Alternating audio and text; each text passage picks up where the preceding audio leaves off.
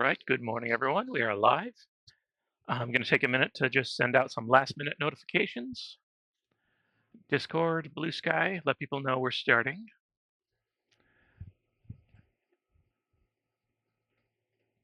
Give people time to trickle in before we start the show in earnest.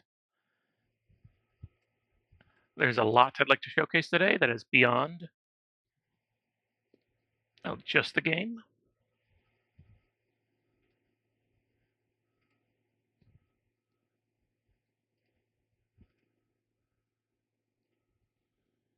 Hmm.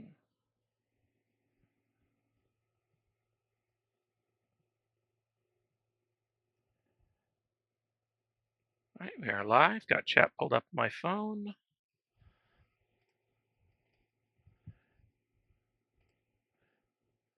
Pin the donation link.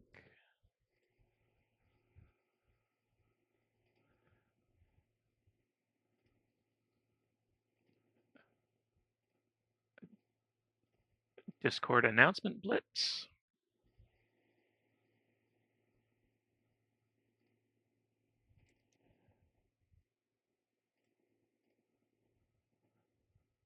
Let all my friends know we have started. Or anyone else that would be interested.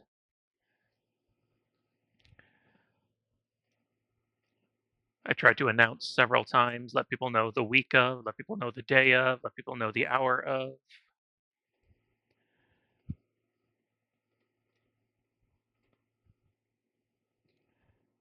Ah, Cacalicola's already rated. Good morning, Cacalicola, Shorty Games, Puzzle Better, good to see you.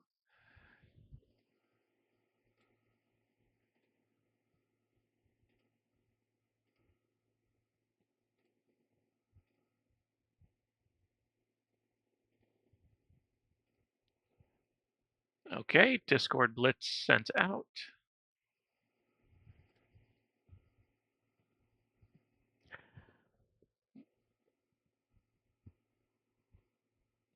Interested? All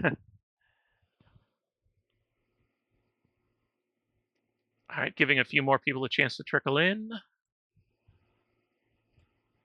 I would like to start off the stream with the video from Dr. Redox. Dr. Redox has been a longtime Twitch friend who has been contributing to our GOTEL campaign, donating background music to play, and using her own personal background and experience, she put together a video that explains lupus a lot more concisely and effectively than I can. So we're going to start off the stream with that. Hello, my name is Dr. Redox, and today we're going to raise some lupus awareness for our GOTEL stream team here in the Pixel Pond. Let's begin with a quick discussion of the normal immune response. Normally, our B cell function under healthy conditions support our immune system by recognizing foreign antigens and differentiating into both plasma cells and memory cells. B cells produce antibodies to fight infection, and they work alongside T helper cells to coordinate the immune response. However, in lupus, B lymphocytes, aka B cells, develop cellular dysfunction, and their role in the immune system is broken. Normally, B cells help protect our body by producing these antibodies against pathogens and protect us from bacteria, viruses, and other invading organisms. However, in lupus, B cells become dysregulated and begin to attack our body's own tissues. Normally, our immune system eliminates or suppresses dysfunctional B cells that react against our self, or ones that create what we call self-antigens. This process is called immune tolerance, but in SLE, aka lupus, this protective mechanism fails. The B cells begin to recognize the body's own nuclear material as foreign. Some of these elements of our body include DNA, RNA, and nuclear proteins, and instead of recognizing these substances, B cells produce autoantibodies against them. The hallmark of lupus is an excessive production of these autoantibodies. Activated B cells transform into plasma cells which continuously secrete autoantibodies. This causes chronic immune activation, persistent inflammation, and injury at the tissue and cellular level. Unlike normal immune responses, this inflammatory process doesn't automatically shut off. It continues unchecked. Because autoantibodies can bind to self-antigens and circulate through our bloodstream, they create immune complexes which can then deposit in tissues all over the body. This includes the kidneys, our skin system, blood vessels, joints, and more. And once they're deposited, they activate a complement and inflammatory pathways. This results in tissue destruction at the cellular, tissue, organ, and even system level. Lupus is one of the most challenging autoimmune diseases to manage because it's highly variable, unpredictable, multisystemic, and immunologically complex. Unlike diseases that affect a single organ or follow a consistent pattern, lupus behaves differently from patient to patient and even changes over time within the same patient. Lupus can affect nearly any organ in the body system. And while one patient may experience only mild joint pain and rash, others may experience kidney failure, stroke, seizures, and severe vasculitis. This variable means treatment can't follow a simple one-size-fits-all approach. Most lupus medications suppress the immune system, and while these reduce inflammation, they also impair the body's ability to fight infection, which creates a difficult balance for treatment. With too little suppression, you end up with ongoing organ damage from the disease, and with too much, you end up with severe infection. Additionally, fatigue in lupus can be profound and persistent. Some of those contributing factors include chronic pain, inflammation, sleep disturbances, depression, the effects of medication, and psychological stress, which also worsens the disease over time. Patients with lupus often struggle with maintaining employment, having steady relationships, financial burden, anxiety and depression, and other long-term complicated issues.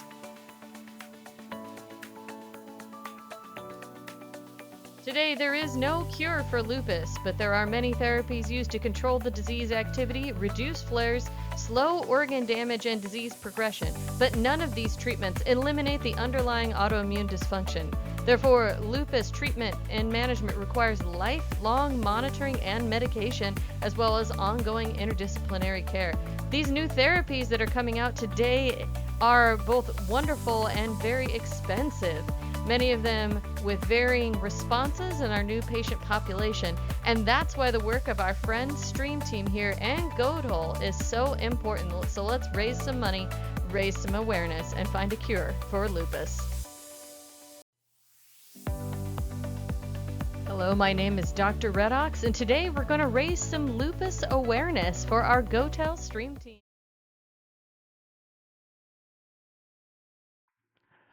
Okay, that was the wonderful video put together by Dr. Redox.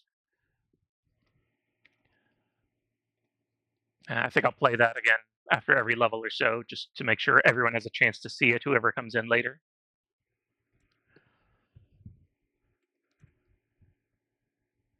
Now, I'm going to do something that I probably really shouldn't, like as far as performing goes. Should never ask a question that you don't already know the answer to, but that might be a good gauge to see exactly how much people know about lupus. Every year there is a quiz called Know Lupus at lupus.org where they put together trivia about lupus to see just how much somebody knows. And here it is. I have I haven't taken this quiz this year. I know a lot of the numbers have changed. Statistics like it went from 63% to 58%. How many people know anything about lupus other than a name? So we'll see what else. What do I have to learn yet?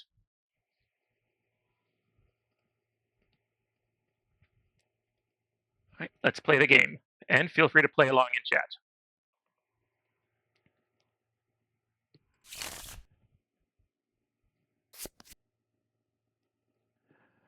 First question, the basics. Lupus is an unpredictable autoimmune disease that can affect, well, I think Dr. Redox already answered all of this for us. The heart, lungs, kidneys, skin, all of these.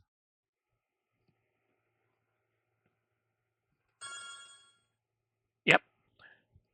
The ability of lupus to affect a person's heart, kidney, lung, skin, or any organ in the body is part of what makes it so challenging to understand, diagnose, and treat. Scientists believe lupus is triggered by, well, that's strange because it's known as the cruel mystery. They don't exactly know what causes it or why it is particularly,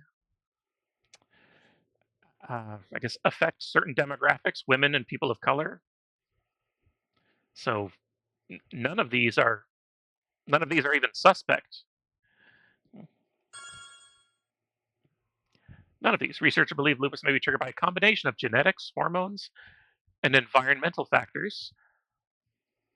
Ticks, carb diets, and unprotected sex do not cause lupus. The exact origin continues to be studied, but remains a mystery. Yes, I remember listening into a lupus or LFA call on the GOTEL Discord from some of the experts who work at LFA, the ones who put together grants for research. And yeah, the subjects that these grants are given to the people that are studying lupus, you can see their studies are tracking environmental factors and genetics. Oh, okay, this one's tricky. Women make up what percentage of the total population of lupus? Hmm. Well, it's not 100, but I know it is disproportionately all women. Um, hmm. Chat? Any suggestions, chat? Yeah. I think the answer was 70, but what year was that correct? I don't know if that's still the correct answer.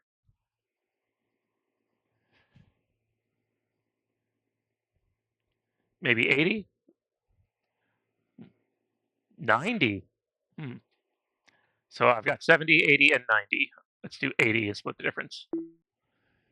No, it's actually 90. Kakalakola got it right. Though men and children can also develop lupus, 90% of people with lupus are women, and they most commonly develop symptoms between the ages of 15 and 44. All right, Kakalakola gets a point. Lupus is difficult to diagnose because symptoms come and go like flares. Lupus differs for everyone. Dr. Redox told us that everyone is different. It attacks different organ systems, and there's no one test for lupus. Now, I know Puzzle Better can tell us a little bit about the tests for lupus. There's one that leads to another, which leads to another, which leads to diagnosis. So I'm going to say all of these.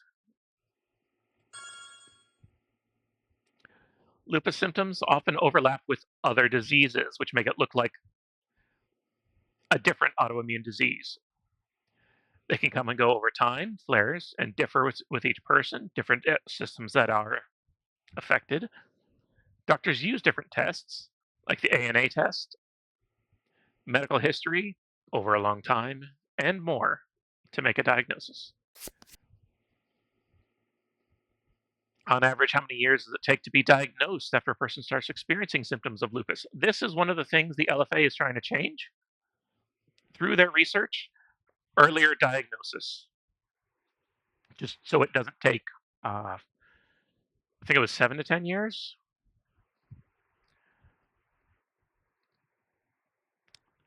Chat, any guesses?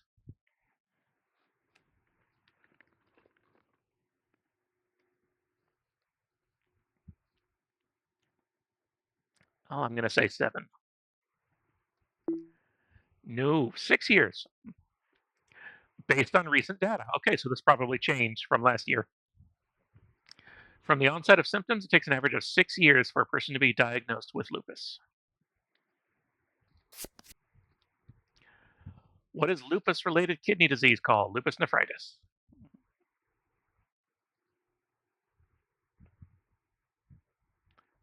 Kidney nephrology. Okay, that could be a deceptive answer if you weren't so confident. Puzzle says it was more for me, a lot, more than 6 years.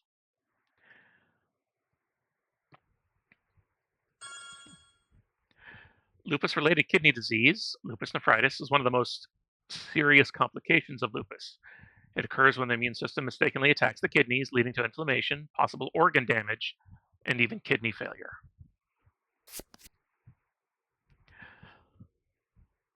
Ooh.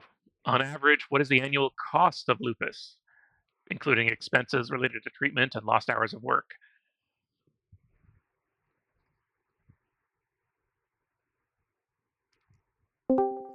Golly. Oh, hello. Special guest. Hello. Hello. Puzzle Better. Good morning. Thank you for coming. Good to hear you. Hi there. Yeah, thank you for having me. I am not going to be very good at this. I know a lot Mm, about lupus, but well, I'm not expecting to be very good at this. So I'll let you thank you for having me. Oh, thank you for coming. Oh gosh, the annual cost. I know it's more than 1,000, but lost hours, Yeah. factoring in lost hours of work, just the medicine alone is ridiculous. Yeah, what's the highest number? I can't really Uh, see the 1, 10, number. 25, 50. 1, 10, 20. The highest one. Like, Yeah. A lupus yeah. patient's average medical and loss of productivity costs are roughly $50,000 per year and can be much higher if there are kidney complications like lupus nephritis. Yeah, if you're on the big medicines like the injections where you have to go into the hospital every 4 weeks like me, yeah, that is it's way more than 50. Mhm. Those are very expensive treatments. Right. Lupus usually requires multiple medications. How many people with lupus have trouble taking their medication as prescribed? 10%, Everyone. 30, 50, or 80%?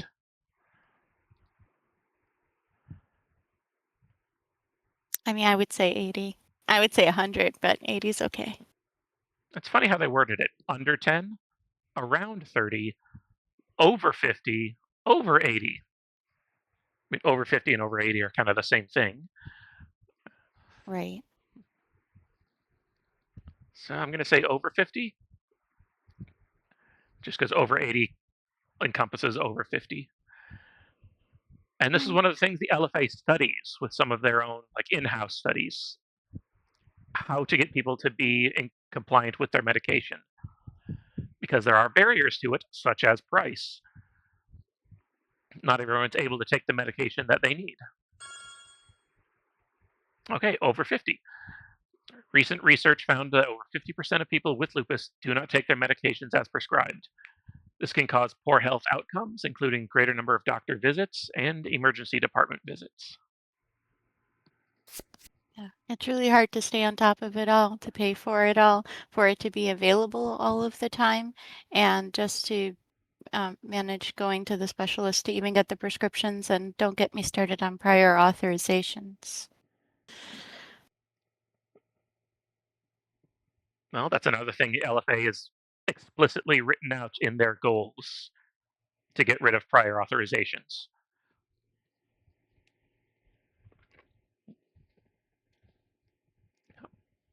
All right, what free mobile app allows people with lupus to track medications, symptoms, and develop a self management plan? The Lupus app, the Self app, Your Health app, Manage Lupus app? Hmm. Hmm. I Short. don't use any of those. Shorty Oh, says Self Shorty app. says self. Yeah, I was going to go with Self app. That sounds familiar. I think I've skimmed it when I was going through everything that the LFA does for people, all of the many resources they provide for people. Yep, Self app. Strategies to embrace living with lupus fearlessly. It's a bit of a stretch, but okay. Is the Lupus Foundation of America's free mobile app with medication, symptom tracking, and customized skill building activities to help people with lupus better manage their disease.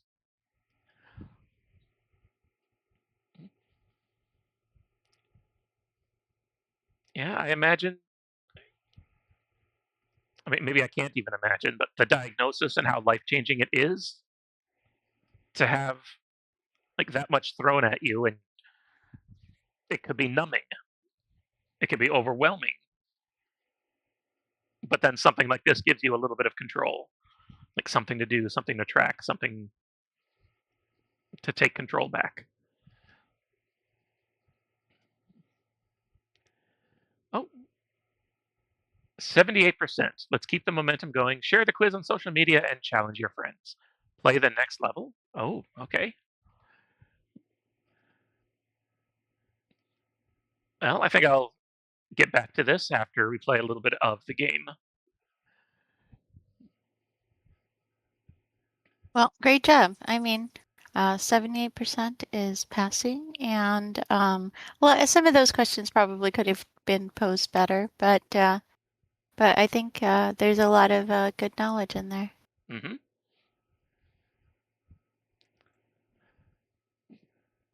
All right, now as I promised in the promos, I'm doing a first-time playthrough of a Contra game that was not very well reviewed. And some of my favorite games, if you ask me what they were always critically savaged by the press. They ended up in the bargain bin way too soon, but I will unapologetically love them and share them with anyone who will listen. So since this was, hey, it's a Contra game, but it was reviewed poorly, it might be the exact kind of game I was looking for. Oh, Sad. Contra. I was wondering who poorly reviewed the Lupus quiz. Yes.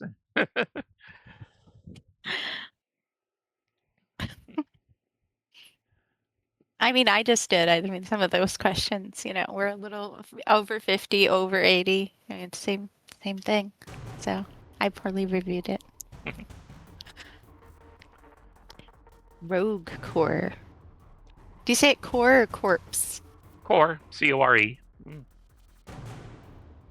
Yeah, it's my Spanish-speaking brain wants to say corpse. I mean, maybe there's some wordplay at work. Maybe there are corpses. I mean, it is a Contra game. So I only ever played the first Contra game, and I played it with you, Simon. We did it for RGB high score or GWP high score, and it was fun. The Alien Wars. We beat the heck out of it with the Contra code. Millions died on the first day. Those were the lucky ones. Ooh, the Red There's Falcon. one thing you can say about us humans. When we have something to fight for, we fight. Day after day, inch after inch, for 3 years. Hey, Zevin. Till the How are you government's doing? vortex Are you came working and and wiped lurking? those bastards out. All this imagery, all these flashes and flashbacks are from Contra 3. It looked like our troubles were over until an entire city popped out of the ground. We called it the Damned City. Yeah, I'm watching Maybe it a little on the with a nose, lag, but what else so would you I call a apologize metropolis if I that looked like it was shot out of Lucifer's asshole. speak out of The turn. government sent a survey team in, and they found all sorts of strange artifacts and tech, super powerful and super valuable. And the source of all this cool stuff was this weird gate in the center of the city.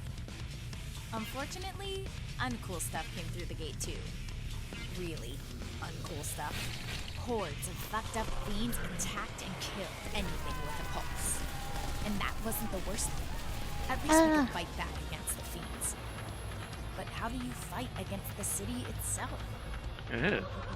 Just being inside the damn This is a lot more caused intense than psychic Contra damage. 1. Deep down in the brain, extra crispy. It was incurable, if not fatal. With a few exceptions.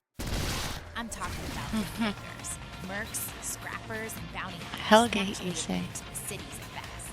Those tough or crazy enough to hunt in the city for treasures and a paycheck. It just so happens I'm one of them. The youngest Jaeger, but the baddest. And right now, I'm in the damned city to drop off cargo. Dangerous cargo.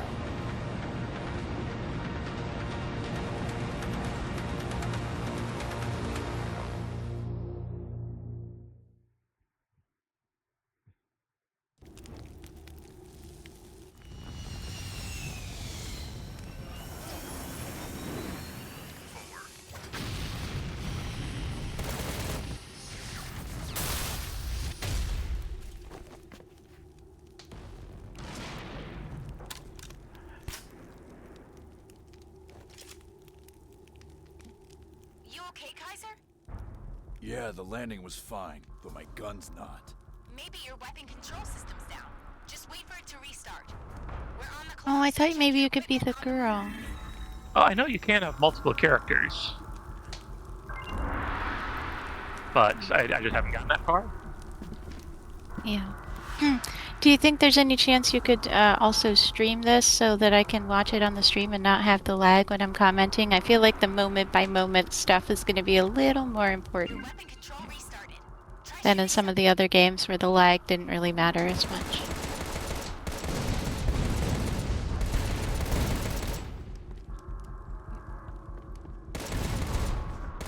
Oh, you mean like stream this right now in Discord? That's the thermal gauge for your weapon. Mm-hmm.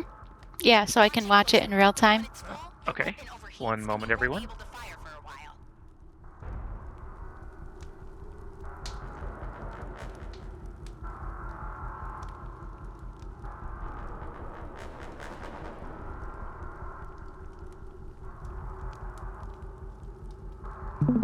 All right, that screen's up. You should be able to watch that.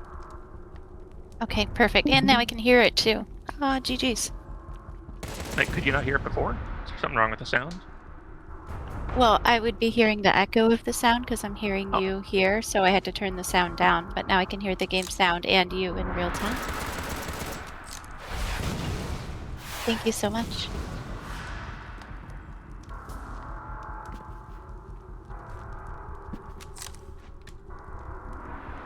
Okay, so I've got weapon switch between machine gun, some kind of rockets with a heat gauge.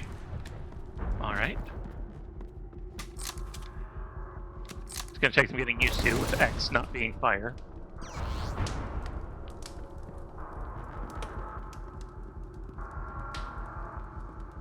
All right. Aim and walk, just like any other twin stick shooter. Cap, the path's blocked. Which way should I go? There's a way on the other side of that wall. Jump over it. Homing missiles, Sod says. Crusher missiles would have been a bigger boom. No boom.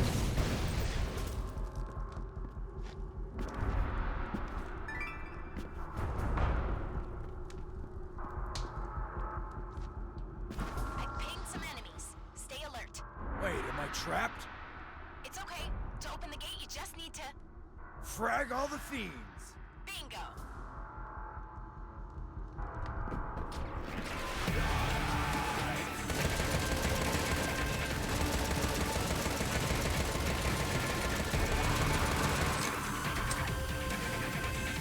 Overheat. Okay, let's see if these missiles are homing. Yeah. Oh, yep. They sure are. Another gate! And a moving turret. Just fix your aim direction and shoot as you move.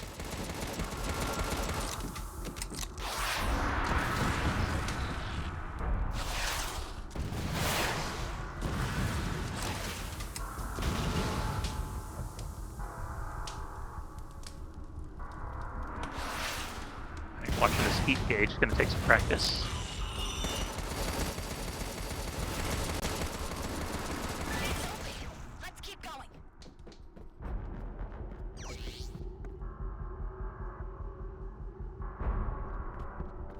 Fiends everywhere! Keep an eye on your shield. Right, there's a little bit of auto aim going on and automatically lock in. Like, seems to know what I'm aiming for.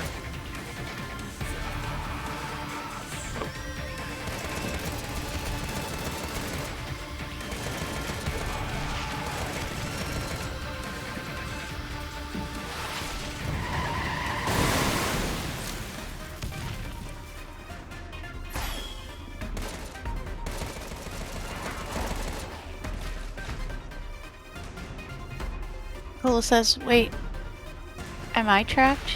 You're not trapped in there with them. They're trapped in there with you. Mwahaha. I added the last part. These things are everywhere in the damn city. I love how they're playing the old motifs from the original Contra games. The gate's locked? I don't have the codes. I'll just shoot down this fucker. The Metroid keycard.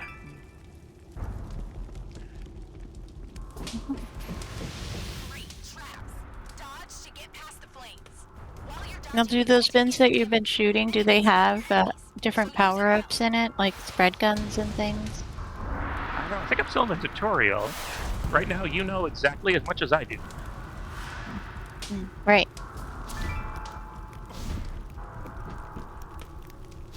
It's not typically how Contra power-ups are given. It's usually a floating container. I see a shit ton of enemies. Do you see anything you Yeah. can use on them? How about this drum barrel? Language.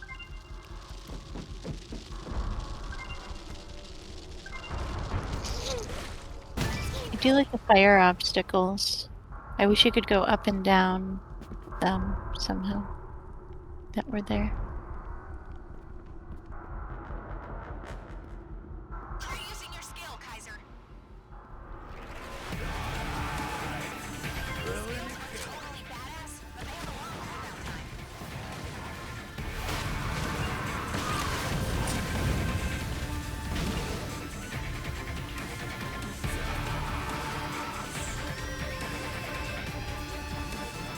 Throwing barrels? Is this Donkey Kong?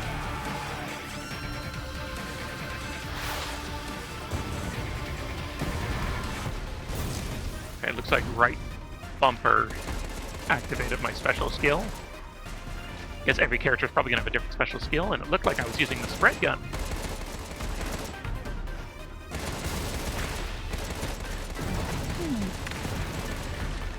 That's the dream, right?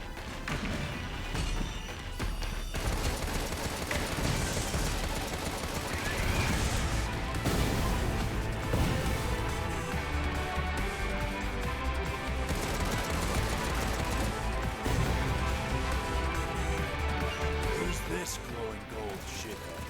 Kaiser, first stun him with a dodge and then get in his face. That gold enemy has shield energy, so enjoy chopping him up.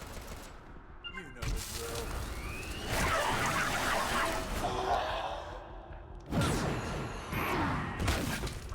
Oh, Way to go! You took him apart. I feel like I would be very good friends with Doom Guy.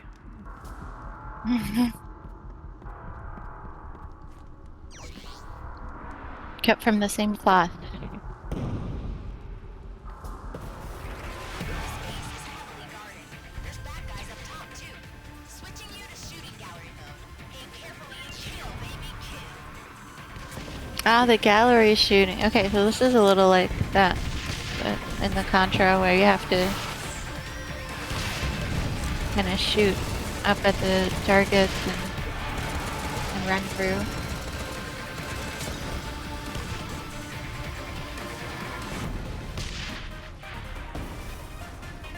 They're trying to put a new spin on it. There it is.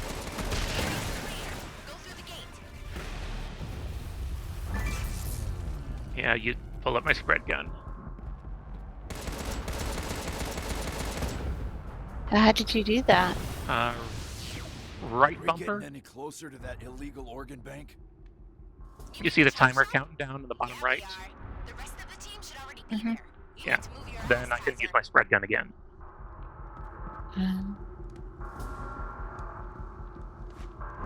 So it said spread gun. What is this? B-52?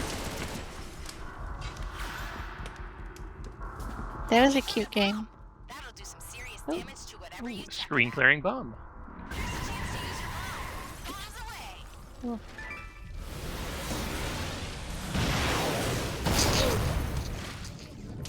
Why?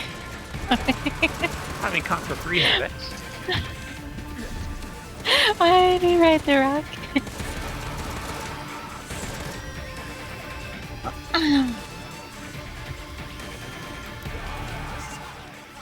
Watch your step.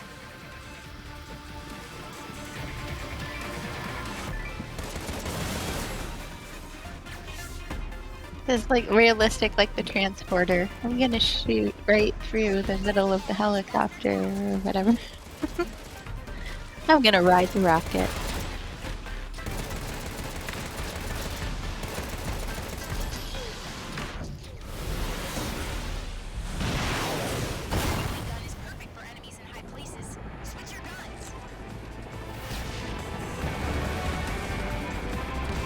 How's the responsiveness? Well, it's pretty responsive.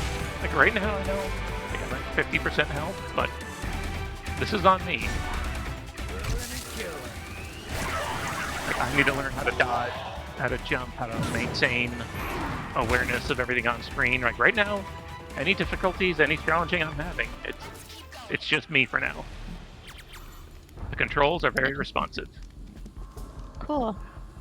Hey, It maybe looked like it. It looked like, you know, when you were moving, it looked like it was being responsive. So I was just wondering. Thank you. Yeah, I might want to. Oh boy. Stay alert. Bullets hold to shit against heavily armored foes. Got any ideas? How about this heavy-duty shredder here? Who builds that? What? Asshole with your dodge before you approach. Why do we even What? have that lever? Yeah. Watch that shredder. Like, who is the architect of this city?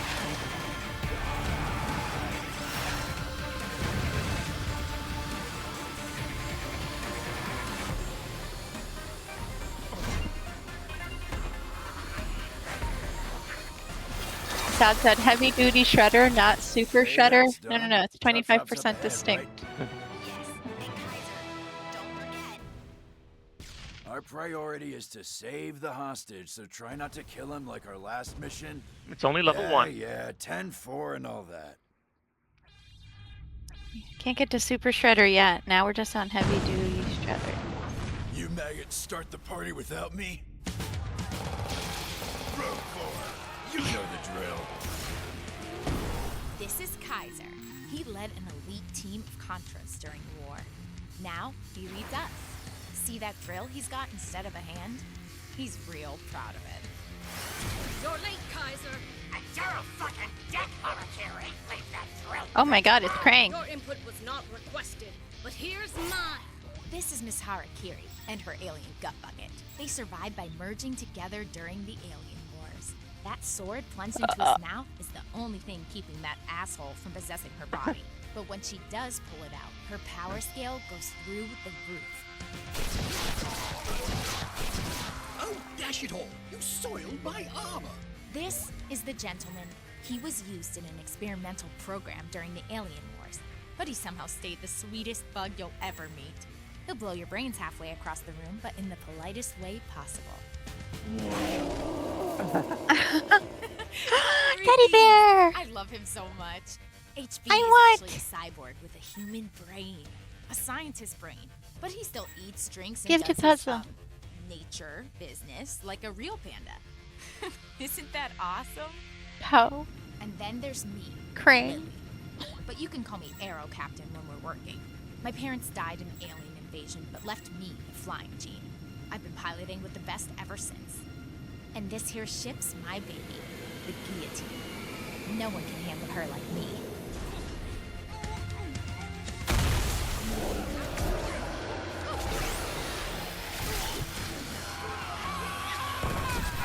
Teddy bear hugged everyone.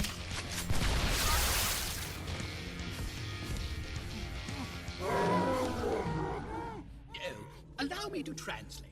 My dear friend is asking if you are the scion of the owner of this delightful chop shop.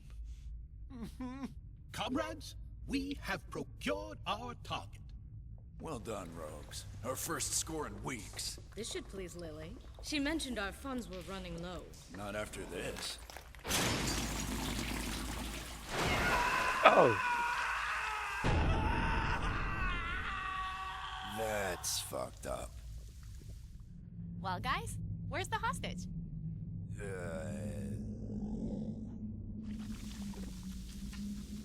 Maybe they'll pay us half our fee? Oh, poor Lily. Wait, she looks a little like. Didn't she Lily look from like Lily Street from Fighter Street 6. Yeah. Fighter 6? Yeah. So they got Poe, Krang. Sad said, seriously, did the planners just grab characters from other franchises? Yes. Maybe. All But right. in a fun way. Oh, sorry. Base camp. Prepare for combat by customize equipment in the base camp. Take on missions. Combat. Are there players here? Change and enhance weapons. Change, enhance, and sell body parts here.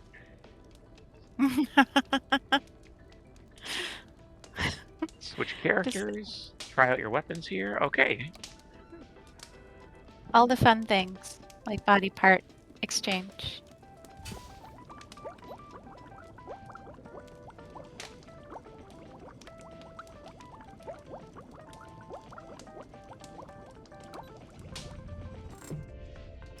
It's almost like one of those questions like, what's this camp for? Only wrong answers. And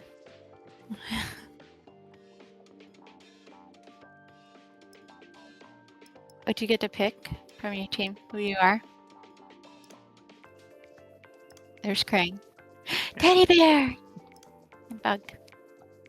Pick the teddy bear. Teddy bear.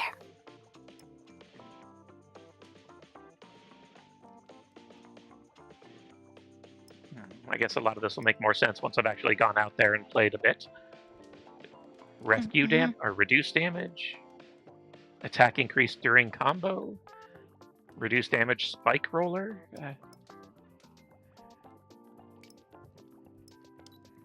Metal brain is defense. I see that.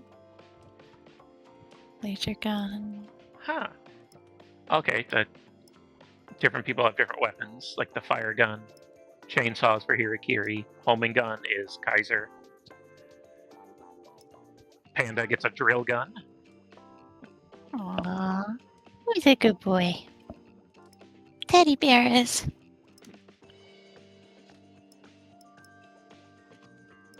Increase cooldown rate.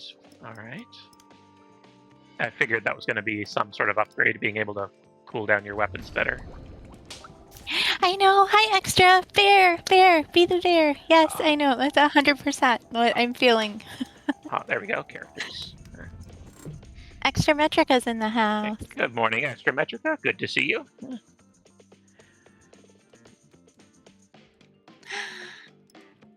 There he is. HB. HB. HB. Fire and laser. Those are some of my favorite weapons from other Contras. But Yeah. laser and chainsaw. Let's be the bear. Yay! Thank you, thank you. Now, where's that shooting gallery? Let me practice with those weapons. The bug weapons do look cool, as a side note, but I mean, being the giant bear. Oh, yeah. It is so. Okay, got the machine gun, just like Kaiser, and... Oh. So it's pierces.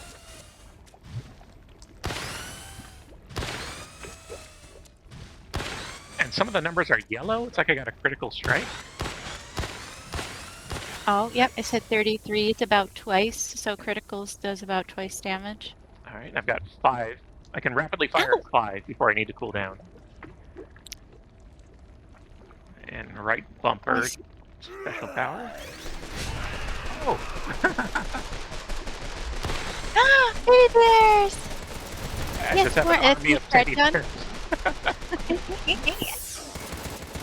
Your spread gun is an army of teddy bears with machine guns. Oh my gosh. Ow, Spice is jealous of my bear love. My kitty cat gave me a little nibble. Let me know he's still there. Panda with a machine gun makes me think of an old joke about a panda who shoots, eats, and leaves.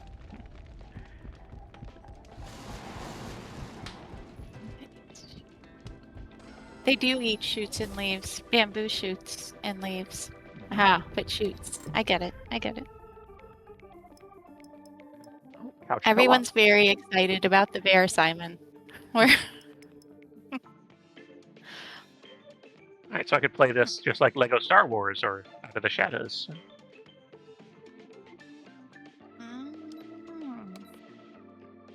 What do you have this on Steam? Yep, this is Steam. Is it part of a collection or something? No, just its own game. And, oh, Sod got it. thank you. Bandhammer.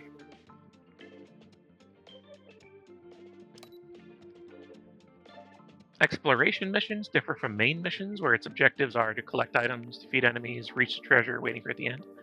Alright, interesting. More than the usual Contra, more than what Contra usually asks of the player. The mission composition changes every attempt, with strong enemies and items the further you progress. Missions end in a failure if all the players are defeated during the mission. Okay. Go hunt and destroy the fiends. This mission seems easy enough. Let's go out guns blazing.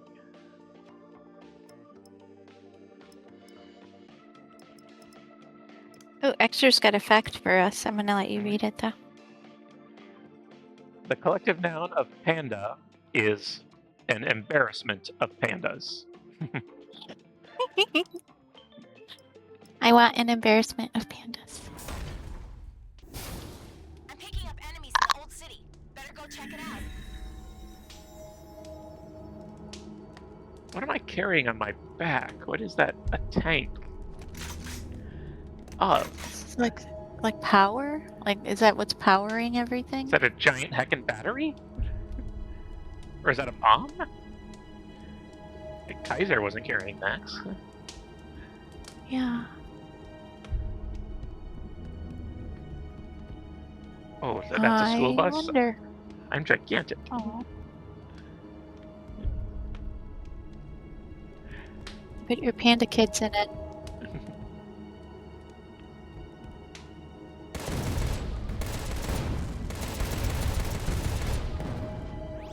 See that shiny thing? It contains valuable data. Grab It as looks many pretty. as you It can. looks pretty responsive. They're unstable, just like this city. Hurry up and snag them before they disappear.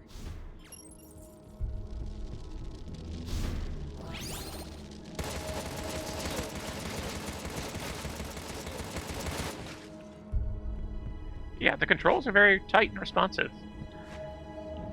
So, what did people say about this game that they didn't like? So far, it looks kind of awesome. I think it just fell into that trap of people who didn't like it because of what it wasn't, not because of anything it was. Like, hey, this isn't the Contra I remember. This isn't side-scrolling, one-hit death Contra. There's definitely already a lot of homage, a lot of love. There's spread gun. There's, you know, where they have the gallery shooting spot. You know, it's not like they ignored what Contra was, even just this far in.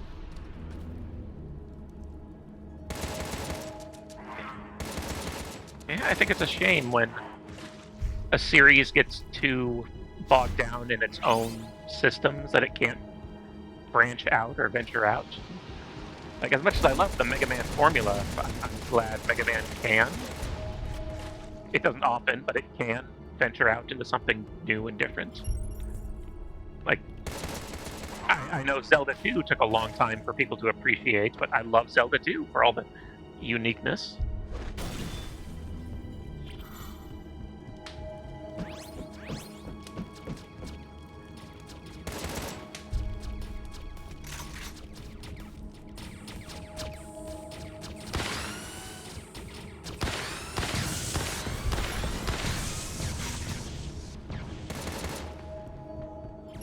Maybe it was a little too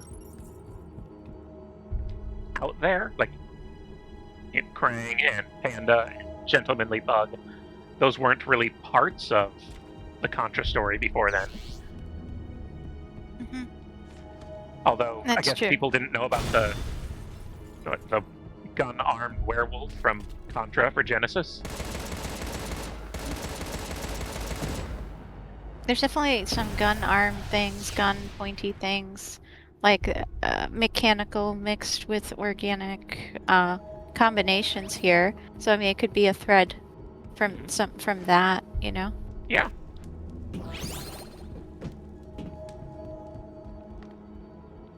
I don't know, do you want to go on Steam and check the negative reviews, see what people have to say? Yeah, I could do that. It's interesting. Although, if I get triggered, I blame you. All right, Contra 3. No, Contra Wait, Rogue Core. Rogue Core. Oh, that's why Sound said as opposed to Gambit Core. Ha ha ha ha. I gotcha. Would help if I could spell. It's 70% off right now for $11.99. Came out in 2019.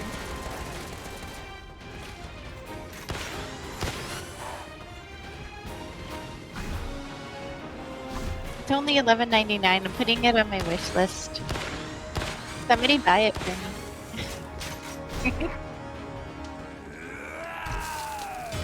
You don't have my wish list anywhere. It's just for me to keep track of. Well, there's couch co-op, so we could just do the whole co-op thing like we did out in the shadows. Mm-hmm. So yeah, I can buy one copy, and then 3 of you guys can join. It's 4-player co-op. Right, reading a bad review right now. Okay, I got a bomb in one of those extra crates. So it will be beneficial to destroy everything.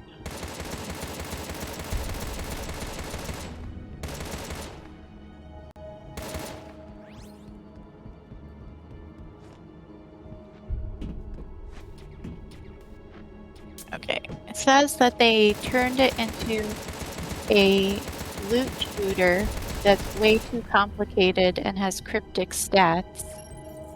Combined it with grinding for better gear. Just after 30 minutes of playtime, without any polish or care by the devs about the gameplay. The gameplay is bad and boring, and then it has problems with higher resolution. It's locked at 30 frames per second.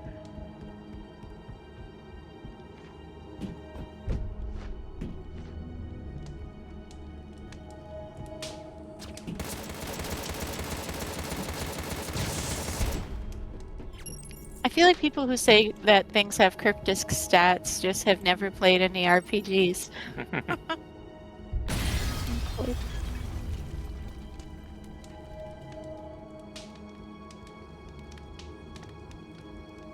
I mean, listen to this music. Listen to this soundtrack. It's very foreboding and ominous. And since I don't know this game, I've never played it before. You know, I can run through, running, jumping, shooting, but since I don't know, I am carefully, tiptoeing my way forward, scanning left and right. They got some good atmosphere design in this game.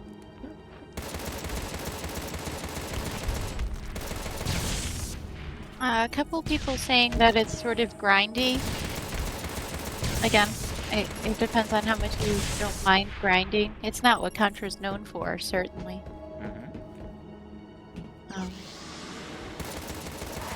Boring and grindy, not terrible but repetitive. See if you end up thinking it's more repetitive, I suppose.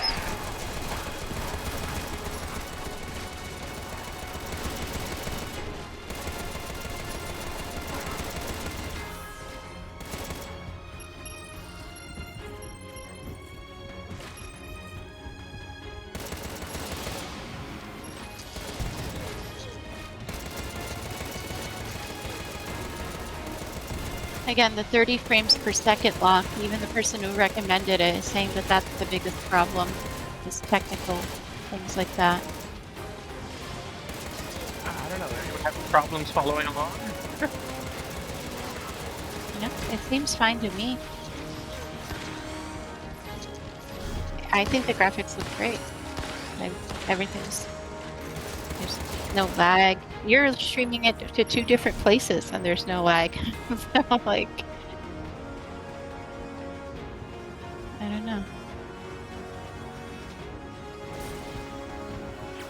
I see what they're trying to do here. Take down top levels.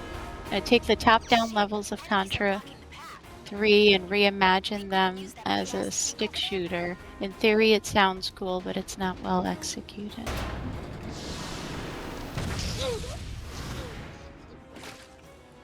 I guess we'll see what we think. Those are kind of the highlights of the negative reviews that you asked.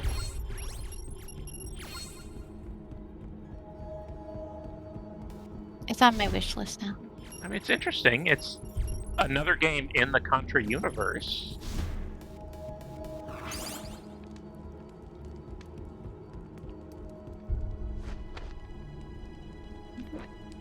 Pick it up, teddy bear. See what chat is saying now that I'm. You know, what are people like on the day-to-day basis after the Alien Wars? What?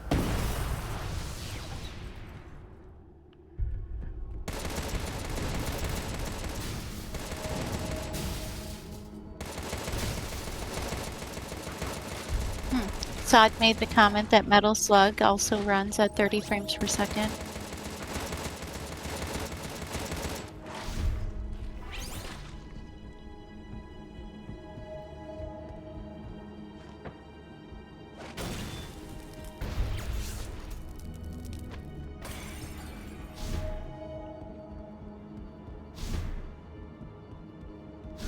Hey, Derby.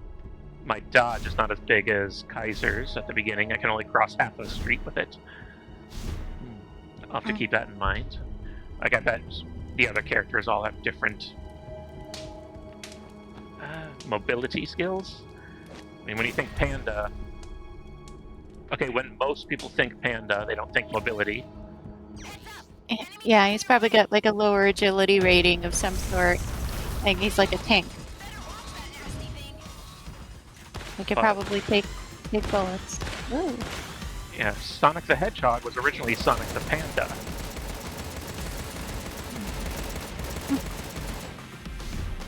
So, Gotta go yeah. bamboo. Yeah, that's what I mean when I say most people don't think mobility. But somebody did. Somebody thought of Kung Fu Panda. My kids were very grateful. They love that panda.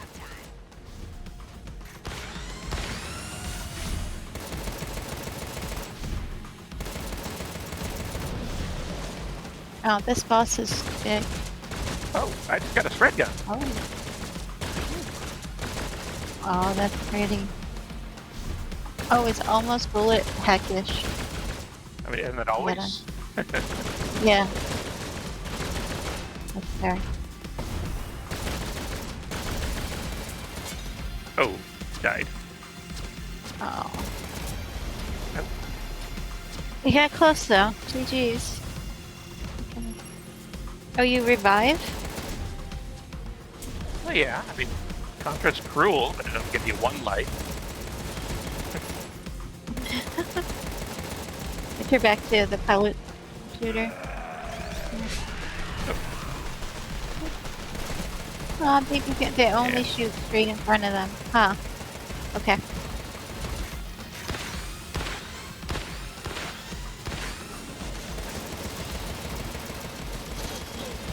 That says hashtag spread the love.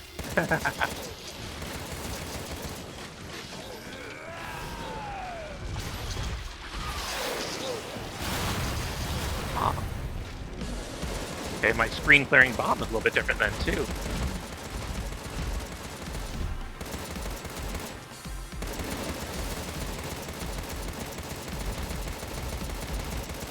So I'm gonna grind and build up my guns and become more powerful over time, and I can rerun these levels for, I guess, more treasure. Yeah, not the traditional Contra experience, but still sounds fun.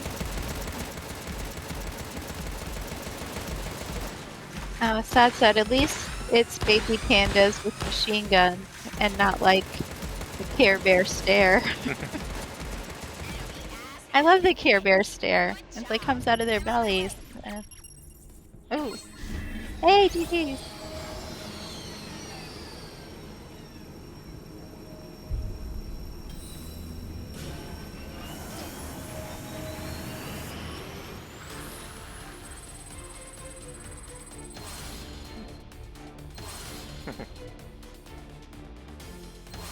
Okay, what does that mean? Maybe that is a little confusing stat. What is damn spirit? It looks like B, S, and B tier, so I guess your total score was a B. I'm assuming S is after A. They're Yeah. just like regular tiers.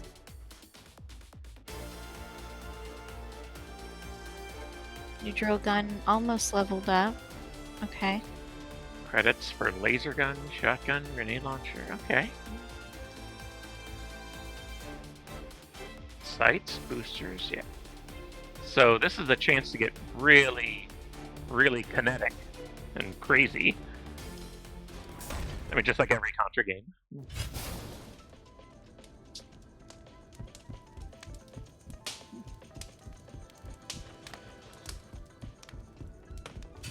Alright, what can I do in the surgery room now?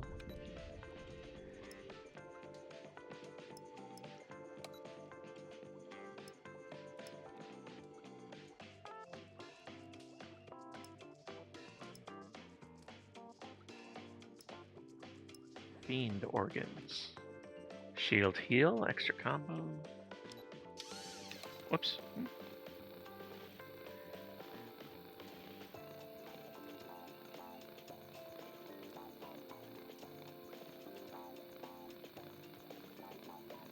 Well, the different body parts. It reminds me of. Did you ever see that Star Wars Boba Fett, where it's like the guy who would just put different mechanical parts and just different body parts into. Uh-huh. Like, that's what that reminds me of.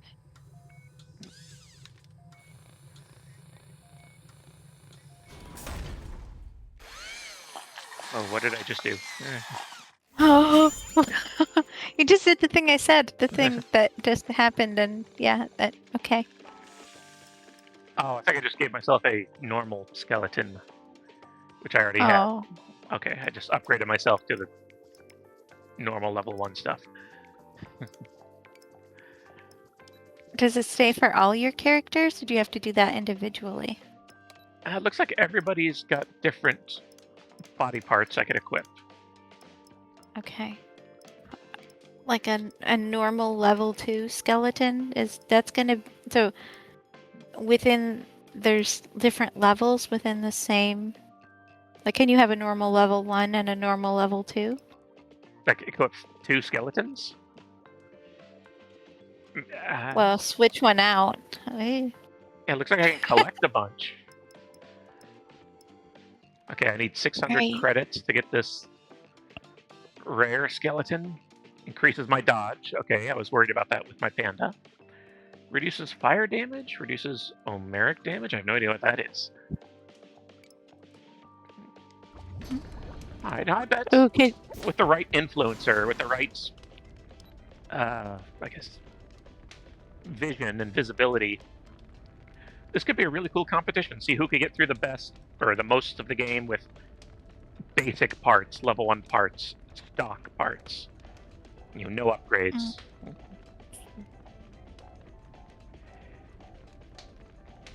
Imagine if there was a high-level skeleton that just gets rid of the body. You're just a panda skeleton running around with weapons. From what we've seen so far, I ain't ruling that out.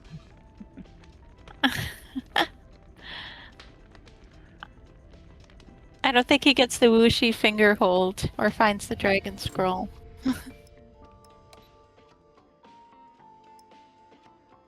Purchase weapons. Okay, so just because I started with the drill and the machine gun doesn't mean I have to stay there. Mm-hmm. I can probably carry 2 weapons, but I get to choose which those 2 weapons are.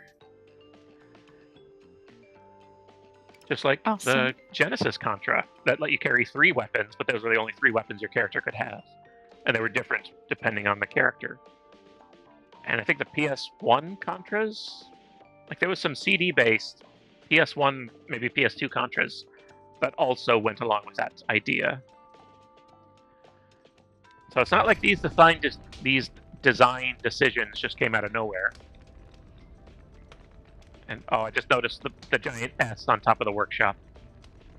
I saw it, and I saw with the little badge with it, and just reminded, yeah, same. All right, now we beat level 1. Let's go on to level 2 of the Lupus quiz. Oh, all right. Level 2 of the Lupus quiz. And are we going to play Dr. Redox's video as well again soon? Uh-huh.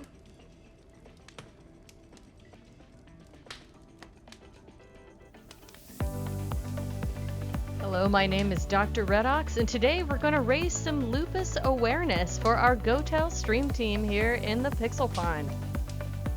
Let's begin with a quick discussion of the normal immune response. Normally, our B cell function under healthy conditions support our immune system by recognizing foreign antigens and differentiating into both plasma cells and memory cells.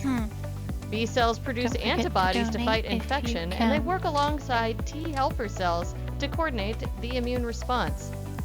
However, also in here to lupus, educate. B lymphocytes, aka B cells, develop cellular dysfunction, and their role in the immune system is broken. Normally, B cells help protect our body by producing these antibodies against pathogens and protect us from bacteria, viruses, and other invading organisms. However, in lupus, B cells become dysregulated and begin to attack our body's Oh, own you're tissues. playing it. Oh, Normally, our oops. immune system eliminates or suppresses dysfunctional B cells that react against our self, or ones that create what we call self-antigens. This process is called immune tolerance, but in SLE, aka lupus, this protective mechanism fails. The B cells begin to recognize the body's own nuclear material as foreign. Some of these elements of our body include DNA, RNA, and nuclear proteins. And instead of recognizing these substances, B cells produce autoantibodies against them. The hallmark of lupus is an excessive production of these autoantibodies. Activated B cells transform into plasma cells which continuously secrete autoantibodies. This causes chronic immune activation, persistent inflammation, and injury at the tissue and cellular level. Unlike normal immune responses, this inflammatory process doesn't automatically shut off, it continues unchecked. Because autoantibodies can bind to self-antigens and circulate through our bloodstream, they create immune complexes which can then deposit in tissues all over the body. This includes the kidneys, our skin system, blood vessels, joints, and more. And once they're deposited, they activate a complement and inflammatory pathways. This results in tissue destruction at the cellular, tissue, organ, and even system level. Lupus is one of the most challenging autoimmune diseases to manage because it's highly variable, unpredictable, multi-systemic, and immunologically complex. Unlike diseases that affect a single organ or follow a consistent pattern, lupus behaves differently from patient to patient and even changes over time within the same patient. Lupus can affect nearly any organ in the body system. And while one patient may experience only mild joint pain and rash, others may experience kidney failure, stroke, seizures, and severe vasculitis. This variable means treatment can't follow a simple one-size-fits-all approach. Most lupus medications suppress the immune system, and while these reduce inflammation, they also impair the body's ability to fight infection, which creates a difficult balance for treatment. With too little suppression, you end up with ongoing organ damage from the disease, and with too much, you end up with severe infection. Additionally, fatigue in lupus can be profound and persistent. Some of those contributing factors include chronic pain, inflammation, sleep disturbances, depression, the effects of medication, and psychological stress, which also worsens the disease over time. Patients with lupus often struggle with maintaining employment, having steady relationships, financial burden, anxiety and depression, and other long-term complicated issues.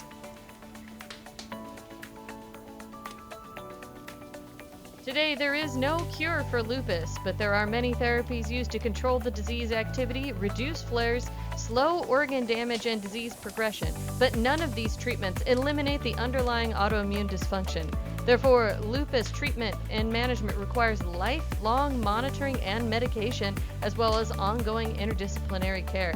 These new therapies that are coming out today are both wonderful and very expensive. Many of them with varying responses in our new patient population. And that's why the work of our friends Stream Team here and GOTEL is so important. So let's raise some money, raise some awareness, and find a cure for lupus. Hello, my name is Dr. All right, that was a video by Dr. Redox. She put that together for us, for us to share. And she explained lupus a lot better than I could, and a much more efficient way. In fact, she's helped answer some of these questions. Like, if you paid attention. Now, let's proceed to the next level.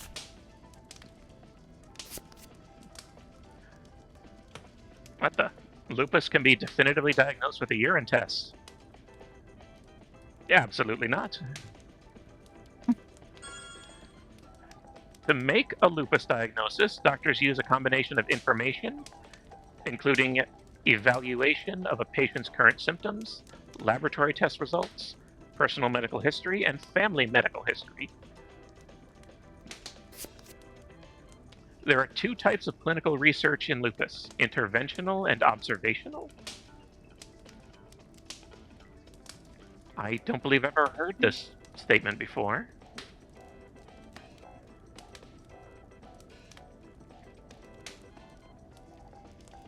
I guess observational would be about how to diagnose it and the symptoms, and interventional is how to reduce inflammation and reduce symptoms.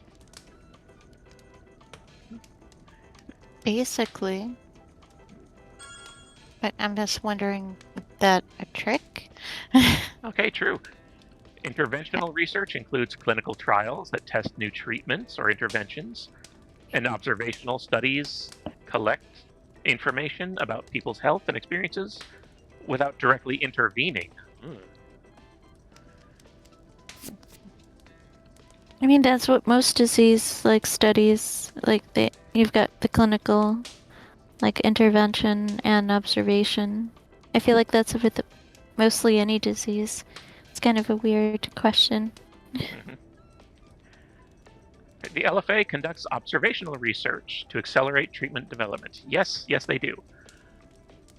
They do a lot of surveys specifically about people living with lupus, how they manage the symptoms, and what help do they need the most, like overcoming barriers to taking their medications.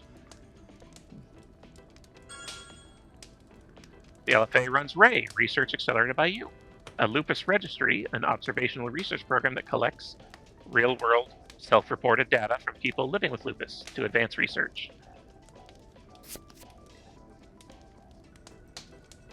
As many as 2/3 of people with lupus experience a sensitivity to, well, based on the picture, umbrellas.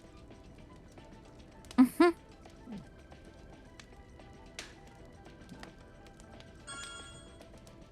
Or UV light. Present in both sunlight and artificial light, affects as many as 2/3 of individuals with lupus. This is known to cause fever, debilitating fatigue, joint pain, and rashes. That has all happened to me in the last week.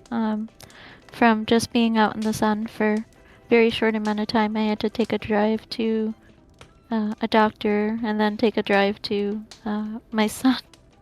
And I'm experiencing all that right now from the UV light. In fact, I've got my eyes closed on the desk because I just had a bout of fatigue right as we're streaming. Then you wouldn't have seen Paru just join. Good morning, Paru. Thank you for coming back. Good to see you again. Hi there. No, I didn't. Welcome back. Sorry, I had my head down for a few minutes.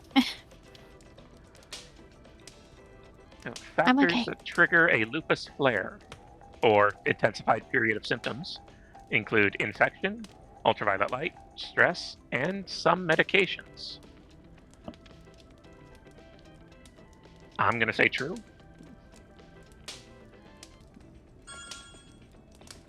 Additional triggers for lupus flares include the environment, genes, stress, I think they said stress, and factors still unknown. It's okay, stress deserves to be in there twice. I feel like stress flares happen more often than anything else. Oh god, during a flare, lupus may be contagious. Don't come over Puzzle's house. I'm just kidding. I think they're thinking of the other lupus disease, lycanthropy. During a lycanthropy flare, it may be contagious through bites. Yeah, when I bite people, it makes them werewolves too.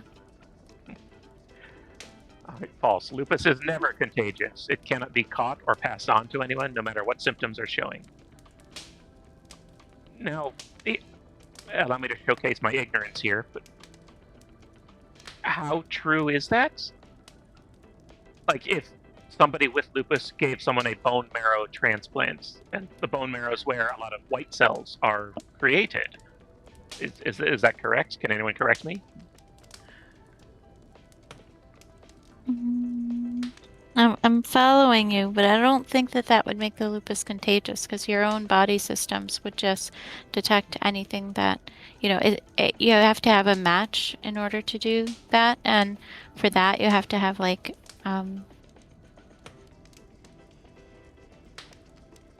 you're on immunosuppressants when you get any sort of transplant because you're trying to not reject, not detect whatever's being put into you as foreign as it is.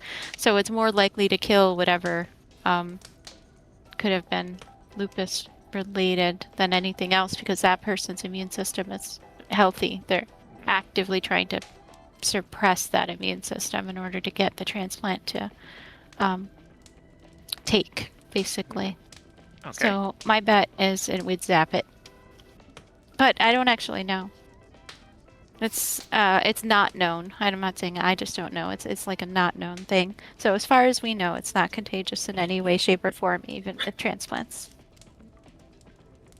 Extra Metrica says, I prefer not to be bitten, regardless. Aww, some people like bites.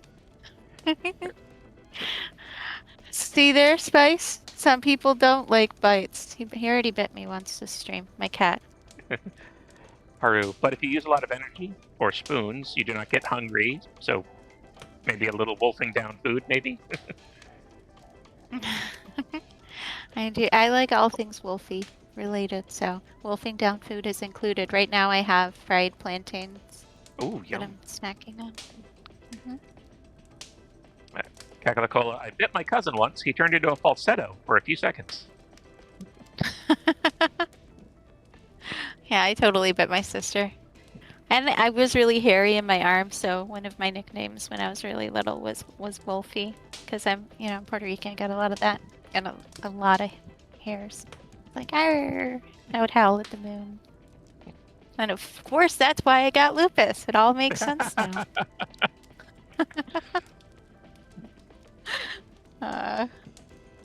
Some of the complications of lupus may include everything Dr. Reddox said, if you're paying attention. Heart disease, strokes, seizures, infections, kidney disease, and lung disease. I think we're doing better on level 2 than we did on level 1. Yeah. Yeah, sometimes the easier things just kind of, you don't think about them anymore, or like, oh, I don't know what that exact percentage number, but when you get into the details, we've learned so much about lupus and taught people so much here.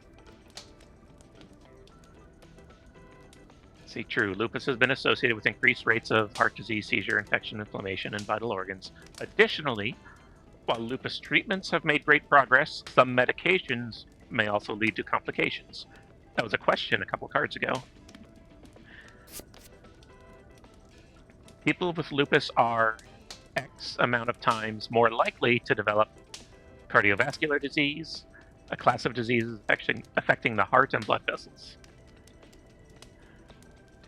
So yeah, this is just what you were saying. Sometimes we forget the exact number. Yeah, like this one, I don't know, but I know it's more likely, like it. I'm not clicking 6-7 no matter what.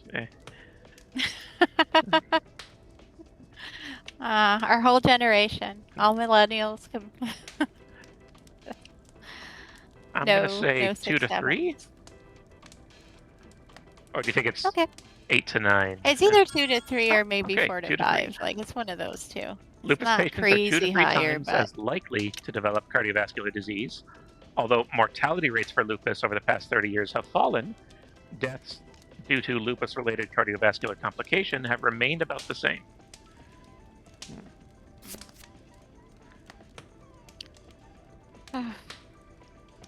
no one likes to hear that. Kakalakola. Before last year, all I knew about lupus was it's not lupus. 1.5 million Americans would disagree.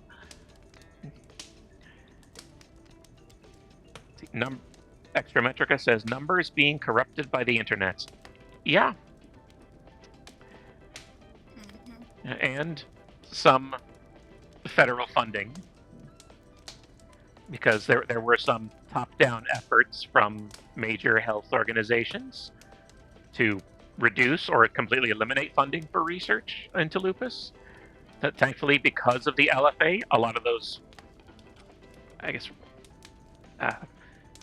cancellation of fundings have been reversed, or they've actually improved funding since the prior years.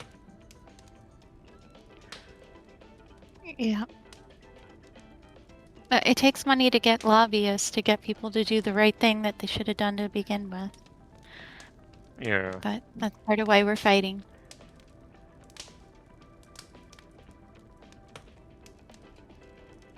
And not just with pandas. I think it's at least 200 million. What's the question? How much federal government funding for lupus programs did advocacy efforts generate in 2025? I think it was 2025. And they're all in the millions? Yeah, either 55 million, 224 million, 157 million, or 77 million. It's quite a range. Yeah. Well, you were in a lot more of those LFA meetings than I was able to make it to, so you probably heard this statistic. Yeah, like 55 sounds familiar, but I think that's just one organization. When you tally up, like, the National Institute of Health, the Department of Defense, and all the others, I think it came out to around 224 million. But then there was also the great decrease, like the elimination of funding from a few programs.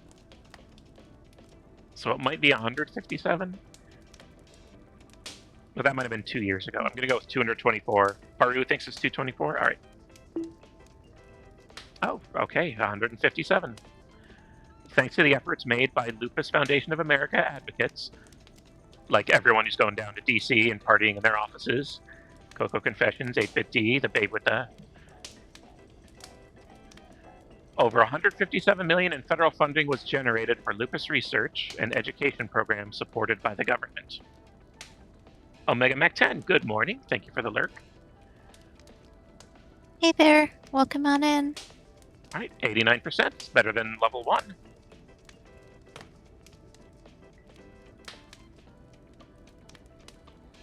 All right, yeah, it's like 10 points higher. GG's. Good job, everyone. Great. I am gonna have to give myself like a breathing and hydration break because my my lupus body is telling me that I need it. So I'm gonna take 5 and just mute myself and let you continue on. All right, well, I think now would be a good time for a quick break, too, so I will be right back. In the meantime, enjoy Dr. Redox's video again. Because I'm sure now people have trickled in. This might be someone's first time seeing it. She has been a wonderful help. She's been a longtime Twitch friend. Wonderful help for all of our GOTEL efforts, and I hope this video gets passed around to everyone who's streaming for GOTEL, so everyone can see all the work she's done and the wonderful way she's able to explain lupus. So I'll be right back.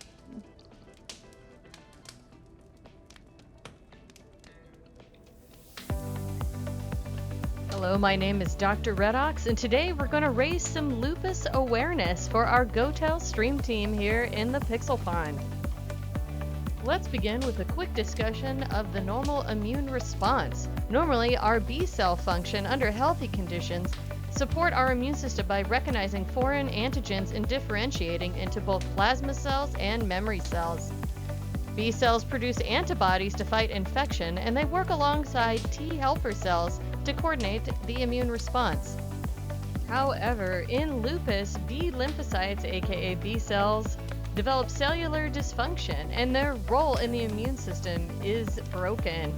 Normally, B cells help protect our body by producing these antibodies against pathogens and protect us from bacteria, viruses, and other invading organisms.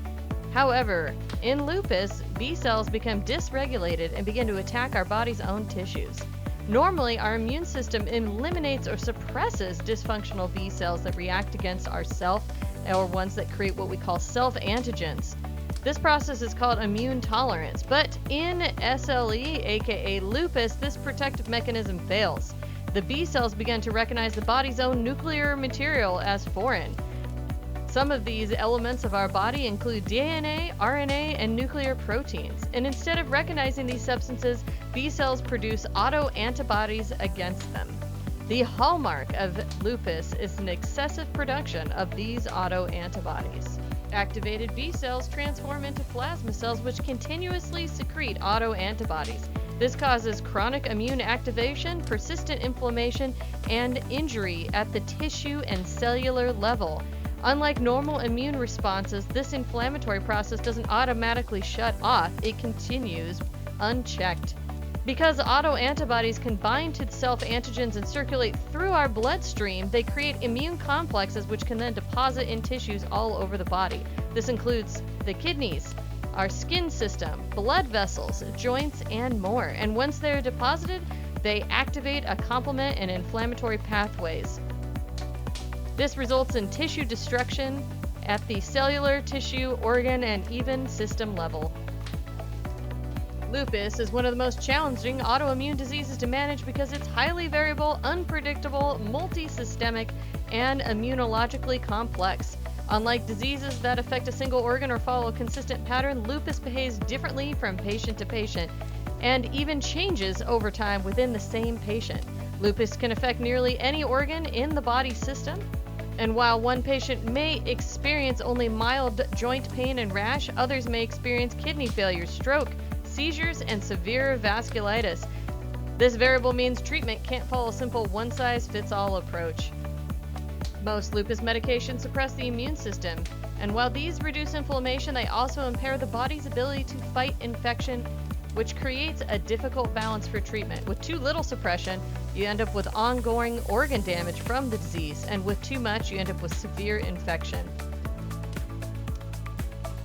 Additionally, fatigue in lupus can be profound and persistent. Some of those contributing factors include chronic pain, inflammation, sleep disturbances, depression, the effects of medication, and psychological stress, which also worsens the disease over time. Patients with lupus often struggle with maintaining employment, having steady relationships, financial burden, anxiety and depression, and other long-term complicated issues. Oh man, this lady's what I feel like. Today, there is sometimes. no cure for lupus, but there are many therapies used to control the disease activity, reduce flares, slow organ damage, and disease progression. But none of these treatments eliminate the underlying autoimmune dysfunction. Therefore, lupus treatment and management requires lifelong monitoring and medication, as well as ongoing interdisciplinary care. These new therapies that are coming out today are both wonderful and very expensive. Many of them with varying responses in our new patient population. And that's why the work of our friends Stream Team here and GOTEL is so important. So let's raise some money, raise some awareness, and find a cure for lupus. Hello, my...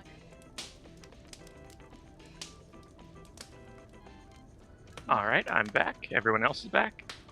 I hope you all paid I attention. am also back. Welcome back.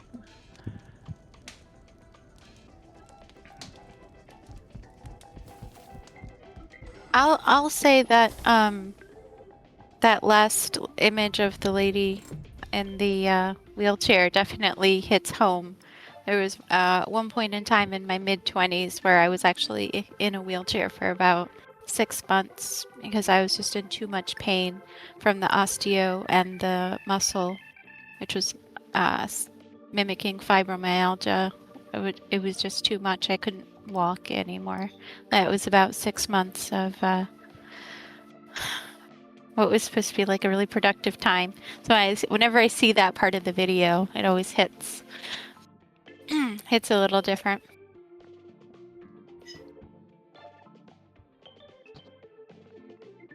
Thanks for letting me share that. Thank you for sharing. All right, I like how they have the levels set up like this. and showing rewards. So you can come back and try for a higher score, try for a higher score. Which I like. You know, when I try to think about the difference between like Super Mario Bros. 3 and Super Mario World, which one do I like more? You know, I love Mario 3, but I love how you can replay the levels in Mario World. You know, Contra, you can't really do that. Oh, I love level 3 of Contra. Oh, I want to try level 5 and get better at that one. You can't do that in the prior Contra games, not unless you have a special training cart or, you know, an emulator. Even the digital versions of old Contra games, they might have rewind, but only up to like 10 seconds or so. So yeah, the more I play this game, the more I like it. Like, they make it easy to play. I mean, challenging, but, you know, easy to challenge yourself. Okay, this area's new. Better check it out.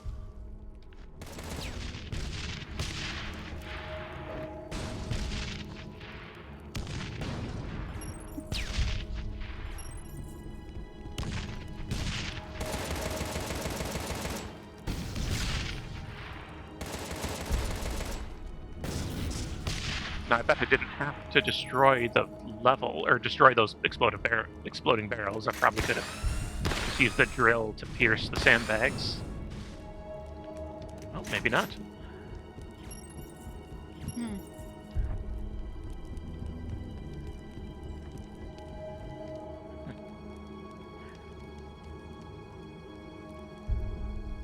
So those barriers that have the like little blue, sometimes they turn red. Do they do that to lock you in? Apparently, yep. Oh, sorry. You didn't think you were trapped. Now you know. Sorry.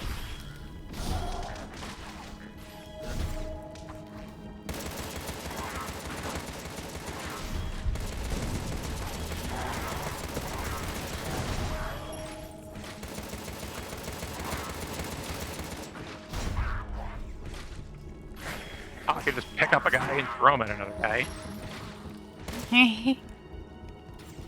Stun with a dodge. So it's a trap. Yeah, it's like a squid looking like Admiral Akbar. And toss. Oh! Oh, holy smokes.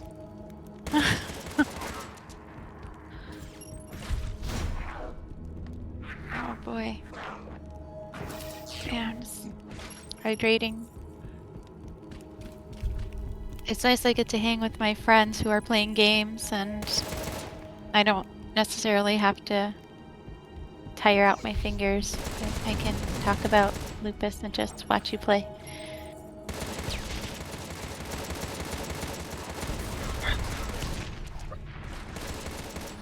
Oh, that was a cool environmental destruction. The guy was sitting on top of the car.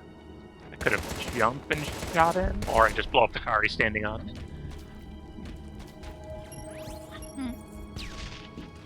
What are they copying from Turtles in Time? Throwing the dude right at the screen. Oh, that's fair. It's a little less skeletal when it's a Foot Clan robot.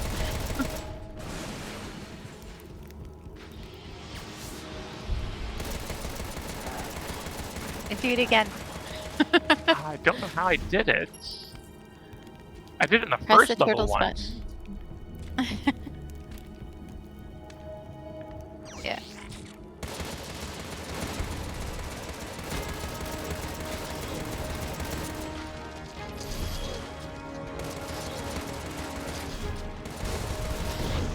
There is a lot of dodging bullets. It's just in this 3D, top-down, isometric type environment. Leadership. And it looks like I've got that glory kill system like 2016 Doom. He looks so happy when he's like fighting though. He's had like a smile on his face. Like it's fun.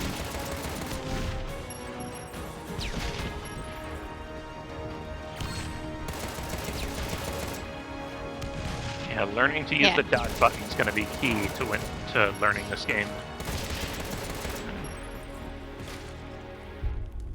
What does dodge look like, if you don't mind me asking? It's like a flash forward. It reminds me of Gauntlet. Yeah.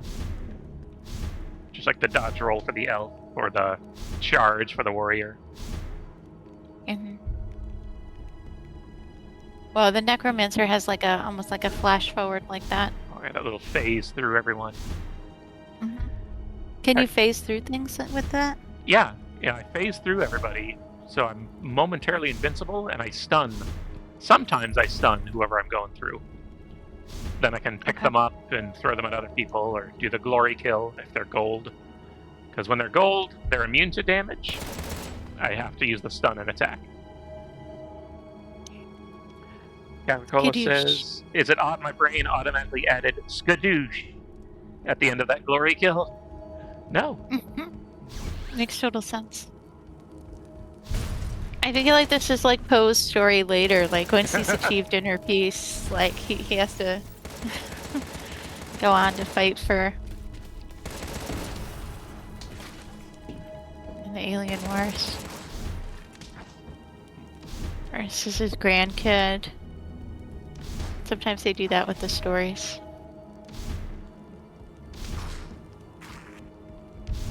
Now I'm just being mean.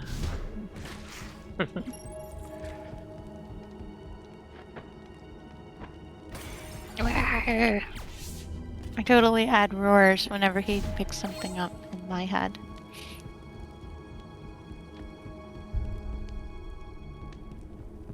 After achieving inner peace, Poe needed to find inner chaos.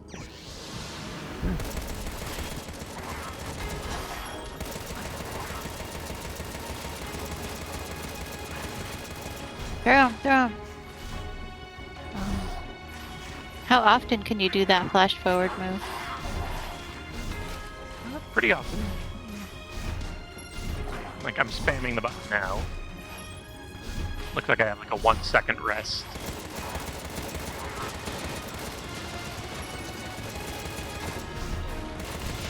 Too bad it doesn't allow you to do like the necromancer and like then once you get through enough guys you can get your own army of little pandas.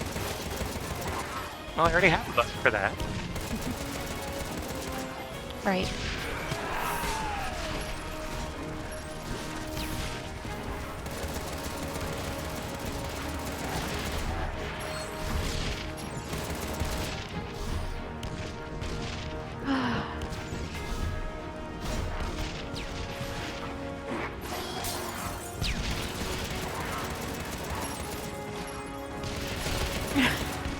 There it goes again.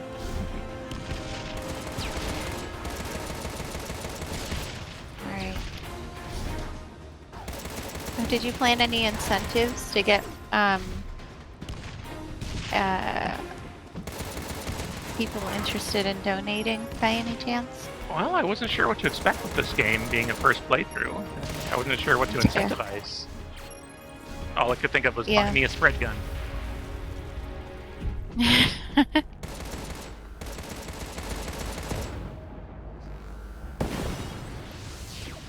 a spot you can climb. Watch your step.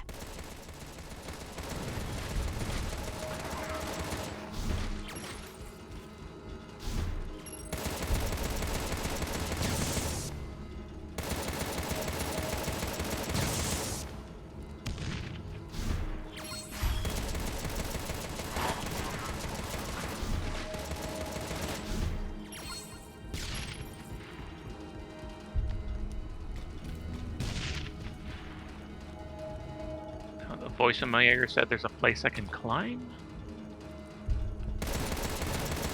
You are a bear. Bears know how to climb.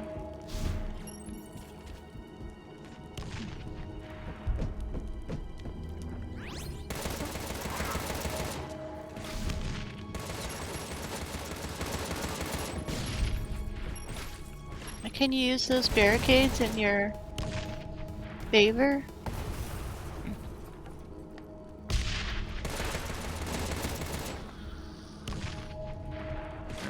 Not when they're in an elevated position. Ooh, I can air dash. Hopefully you learned something new.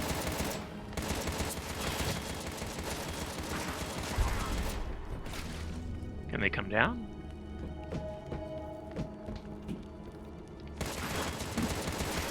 Oh, yes, they can.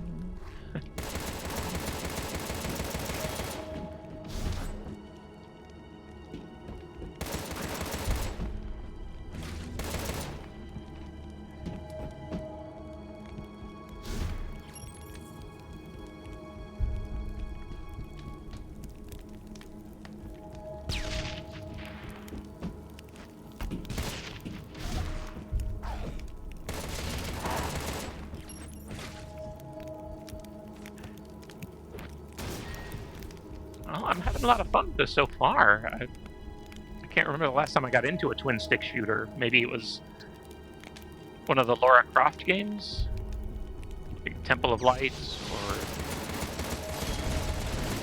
or the Tomb of Osiris.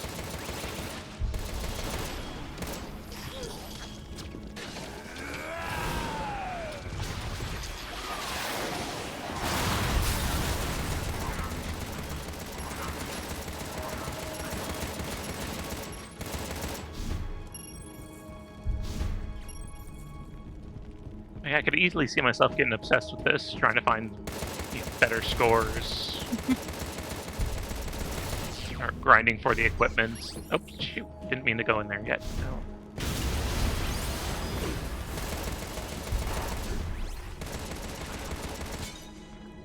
No. Ooh. Sniper.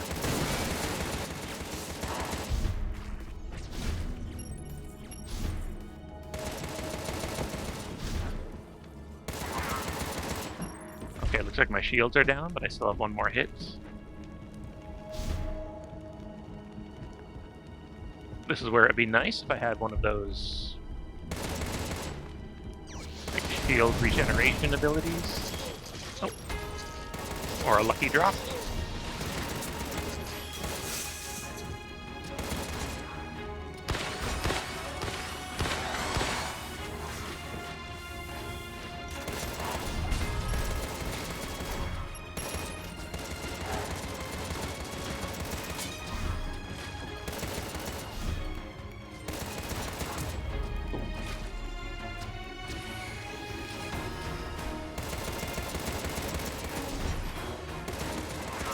Oh, and then a golden guy spawns. And the golden guys are full of health or shield regen. The ones you have to dodge and finish.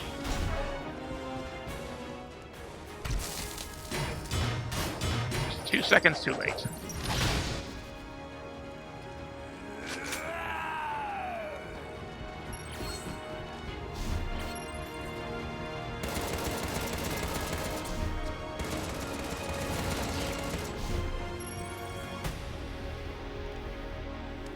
Dadoosh.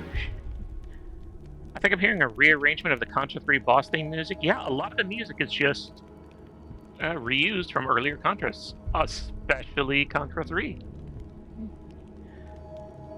I'm wondering why Cocaine Bear didn't get a video game. It's the perfect premise for a brawler. Yeah, it is. You know, I never ended up seeing that. Yeah, me neither. We'll have to put it on movie nights.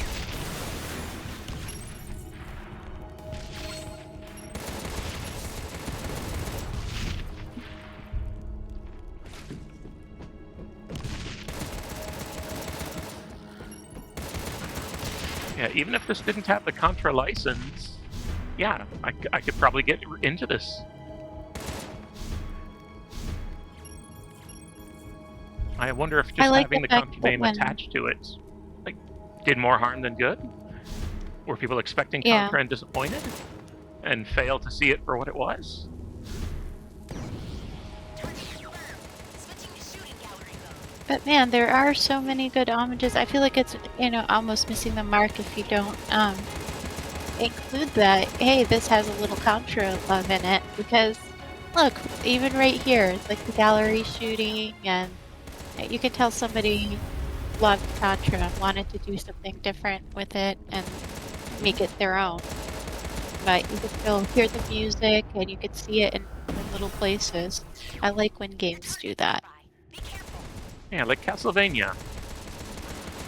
Castlevania could have just stayed in the 2D action genre, but then they became, well, a genre unto themselves. But then there's also the 3D Castlevanias, which I would love a chance to play because I never had a PlayStation, so I missed the whole PlayStation era of Castlevanias, like Lament of Innocence and Curse of Darkness. Contra, it deserves a chance to evolve. Contra deserves to try something new. What is a 3D Contra? That question deserves to be explored. Yeah, for sure.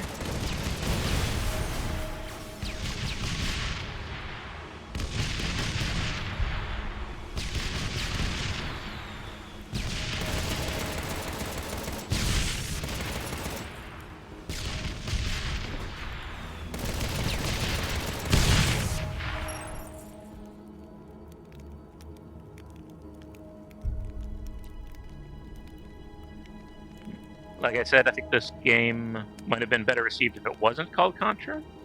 I don't know. I feel like the answer to what is a 3D Contra is a really bad. Oh, come on. That's just lacking imagination.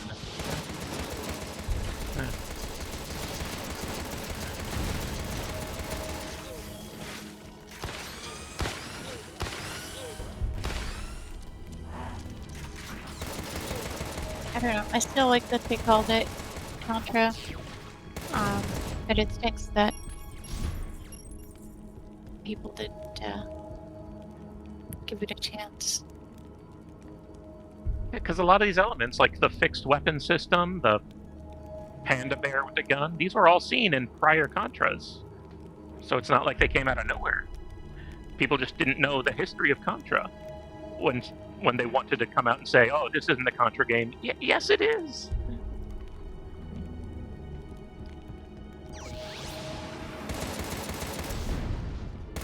Oh, and I think that the expectation for a lot of people is, I just want to point at something and shoot. I don't want this complicated system of leveling and leveling my weapons, or customizing. They want it customized for them. They don't want to customize it. We're the kind of players that we love complicated stats, and we love extra items and all that. And give us it's something that we can puzzle any day. I mean, if they bothered to play for more than an hour, they could have seen, oh, look, I could have the spread gun as much as I want. So I could have the spread gun permanently. Yeah, that person, somebody reviewed it after a half hour. It's like, how are you really giving it a chance? I wanted to like it because I love Contra, but it wasn't exactly like it, so I quit after a half hour. I then wrote a bad review based on that. Like, I didn't just keep it to myself. I took my half-hour gameplay, and I took my ball and went home. Ooh, that almost looks like a Tohu line of bullets. Tohu, what's that? It's a bullet heck shmup. With very, very beautiful art and music and fun gameplay if you're insane and good. I'm not very good at them, but I like playing them.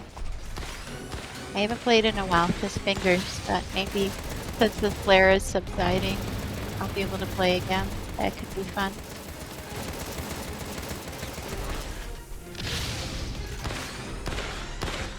Wait, that boss has a box that lights up like a certain bee we might know. Oh, look at his mouth. Once he gets oriented in such a way, his mouth is that shredder from the first level. Why is he dropping dice? Where all the bullets are coming from. Wondering what first-person shooter Contra would be like? Ew, I hate first-person shooters. They're not my thing. Yes, now it's a super shredder. See, it's attached to the bee guy.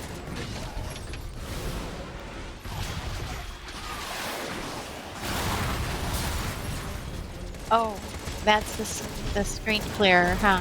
Yeah, that was a screen clearing bomb.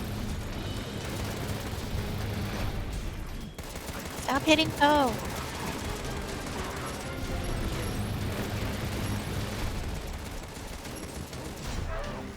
I did see some of Metroid Prime.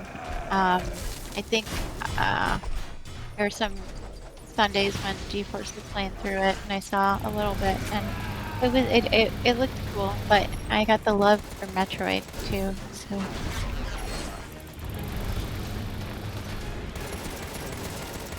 Did you?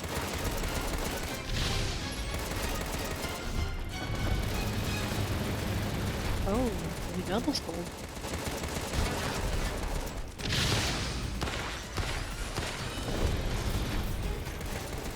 I wonder if I dodge through it, can I stun it and melee attack it?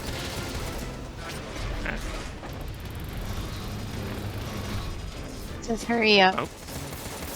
We got a minute left. Oh, that's right. There's a timer. I shouldn't have stopped to read chat. Sorry, I'll read chat.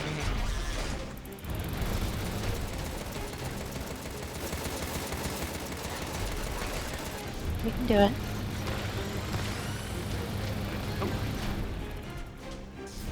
Every time I hit a breakpoint on this health bar, he learns a new trick.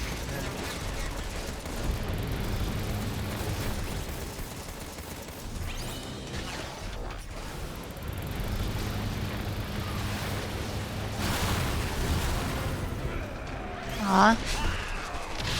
15 seconds. You're so close. Just gotta aim at him a little more.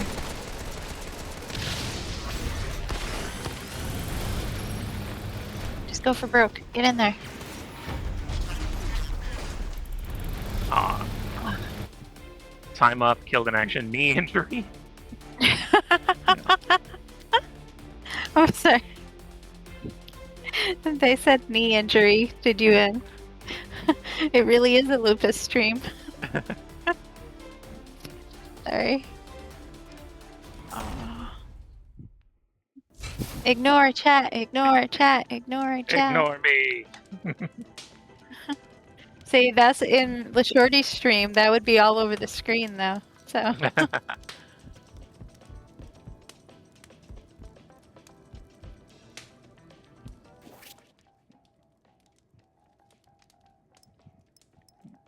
oh man, I really want to. We have 10 days left to try to get up to $700 more in donations. If we do, the shorty will be eating this chicken with Carolina Reaper hot sauce on it. Alright, did that count as completing a level? Sure. Alright. Yeah. We're gonna do the oh wait, I gotta Level switch 3. back to make sure I can see you. Okay, we're gonna do level 3. Okay. You know, I don't know how many levels this game has. We're gonna have to dedicate an entire stream just to it, just to see where the end is. Mm-hmm. I mean, the shorty will be eating lava chicken. Lava chicken. The shorties love a chicken. Yeah, it's tasty as heck. Okay, what's the question? Among those who are misdiagnosed, what is the average number of healthcare providers a person with lupus sees before receiving the correct diagnosis? 0 to 10. Oh.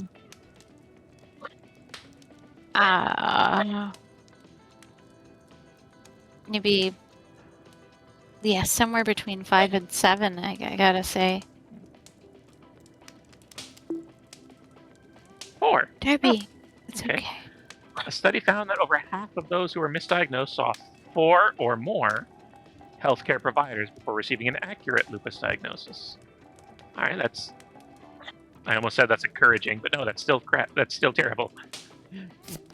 Yeah, and you can get multiple diagnoses from the same healthcare provider. So that's how many doctors, specialists you saw, not how many like diseases they told you they have. That number could still be higher. That's crazy pants. Four specialists, four kinds of doctors, and all the stuff each one of them runs. Yeah, it's a lot.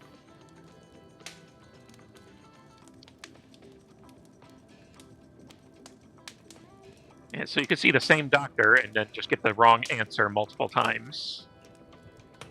Correct. Not just like that one episode of Dr. House. Yeah, he gets it wrong like 10 times before he gets it right. Yeah, every single episode. All right, another question. The rate of lupus diagnosis for Black or African American women is 2 to 3 times higher than the rate of diagnosis for white women. True or false? I think it's more than 2 or 3. Well, but for white women, not necessarily for white men. I feel like it might be true. But okay, maybe you can hit false. Nope, true. Okay. Anyone can get lupus. But Black or African American, Hispanic, Latina, Asian American, Pacific Islander, Native Hawaiian, Native American women develop lupus 2 to 3 times more often than white women. Yep. Well, and I am part of that statistic. I'm Puerto Rican, so I'm Latino. All right, what percentage of people with lupus develop the disease as children?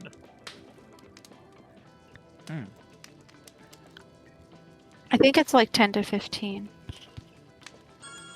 Yeah? That they can prove. Yeah, because who knows, they could be misdiagnosed for 4 years.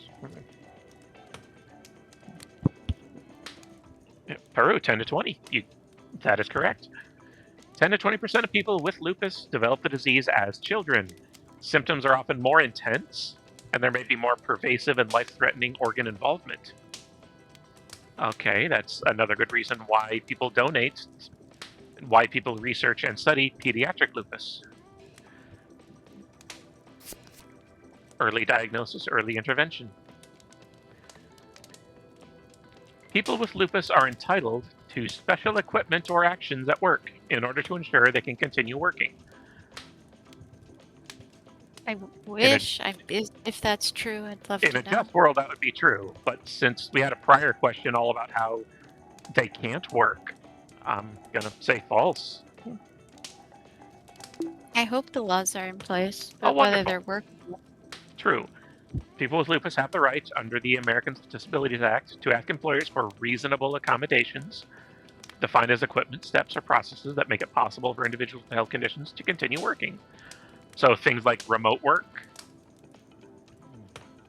I presume. Yeah, I'm not sure which accommodations would actually happen. I figured the answer was true, but in practice, Yeah. it probably is. Poor performance, you're fired.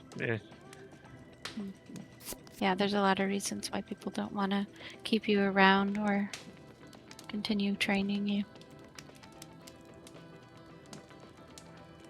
True or false? Women with lupus are more likely to have a bone fracture than women without lupus. I mean, in my experience, that's true. I'm on crutches like twice a year. The exact reason women with lupus have a higher rate of fractures is currently unknown. Researchers believe that may be due to a combination of factors, including the lack of vitamin D and side effects to some medications. Because when lupus attacks the bones, it at first mimics arthritis, but like it actually attacks the bones in a totally different way, right? Like it still causes joint pain. It's still going to cause joint pain. It causes joint inflammation. So in that inflammation state, you're going to have the arthritis symptoms. So that stays the same. So when you're just looking at it, it looks like bone damage and it looks like arthritis symptoms. The difference is when the inflammation goes down and you're not in flare, there is more of a chance of recuperating some of the function as when the inflammation goes down than with arthritis. With arthritis, it's like a progressive illness, like it continues on. But with lupus, when you're not in inflammation, even though it looks like arthritis and it acts like arthritis, and when the inflammation goes down, you have more of a chance of recovering some of the, like I had a bone density scan that was really, really bad about 10 years ago. And then I had another bone density scan relatively recently. And it was a lot closer to a person of my age when I had it done. Before they said, well, if you were like a 65-year-old lady, this would be okay. But this, this bone scan doesn't look. So basically, it can get better. It has the ability. But I do take a lot of extra vitamin D, and with the photosensitivity, you can't get to make as much vitamin D. So that's the side effects of medications.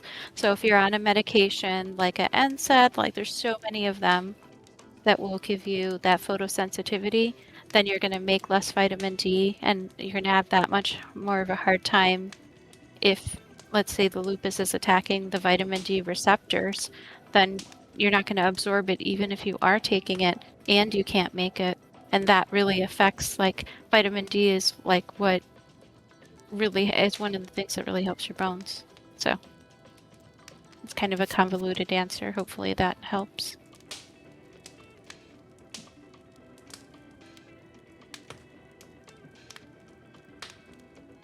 I wouldn't say convoluted answer. It's curious.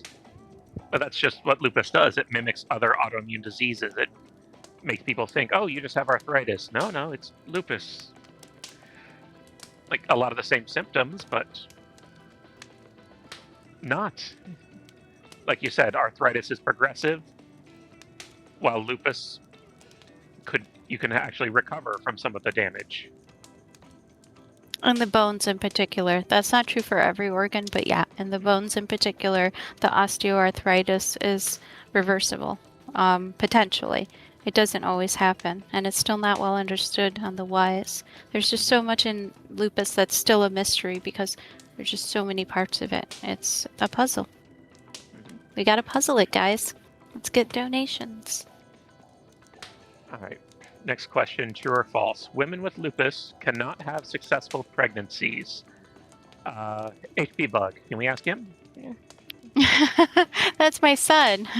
So it is harder. I didn't know I had lupus when I was pregnant with Pando's bear, my panda, my eldest, who's 16, and with HP Bug. But yeah, I did. And I was once told that I wasn't going to be able to have kids before I had the two of them. But hey, babies happen. Thanks to advancing technology and a better understanding of the disease, pregnancy outcomes have improved for women with lupus. Although they are still considered high risk, many women with lupus can have successful pregnancies.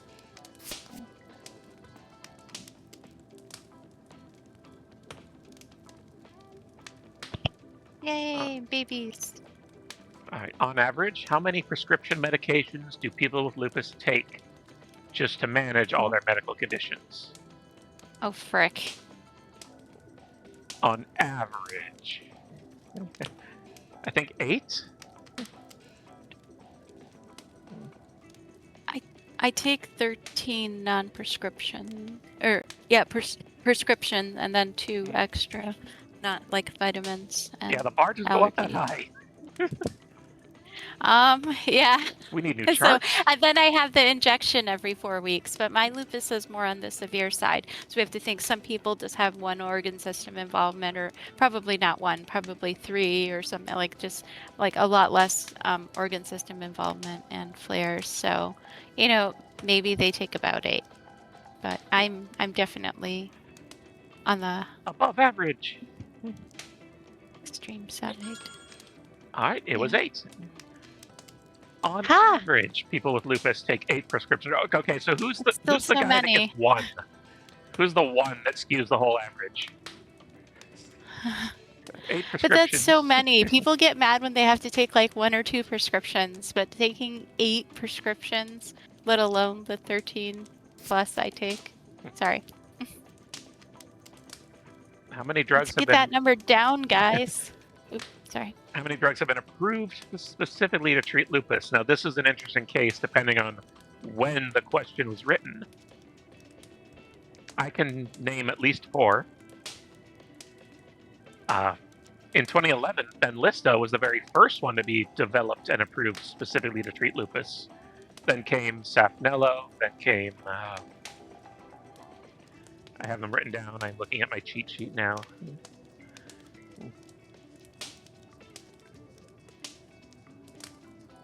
Oh. Well, I have to step away and do some momming. My oldest with severe autism is calling, but I'll let you continue the quiz. I hope you get all the rest of them right. I'll be back. Okay. Yeah, Benlysta was developed in 2011. Then Saphnelo and Gazyva were developed in 2021. So that's at least 3. Yeah, I think it's just 3.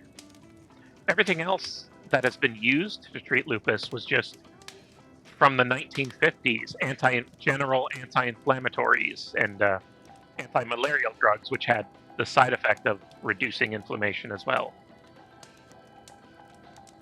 So Benlysta, Saphnelo, and depending on how many GOTEL streams you watch, the people you talk to, some of them swear by Saphnelo, some of them swear by Benlysta. It just like any drug, some of them have the exact opposite reaction from one person to another. So it might work for one person, while it might not work for another person. That's why it's important to research and develop many different drugs and treatments. So at least 3 were on the LFA slides. Oh, okay, 4. There have been 4 drugs specifically approved to treat lupus or lupus nephritis. That's the dangerous kidney disease, or the kidney variation of lupus. When Puzzle was here talking, she said that, only the bone damage could be recovered. But when there is a flare and the immune system decides to treat the kidneys as their preferred target, that's a lot harder to recover from. So developing treatments for lupus nephritis are, I guess, a higher priority than almost anything else. Many other medications are often used to help manage lupus symptoms.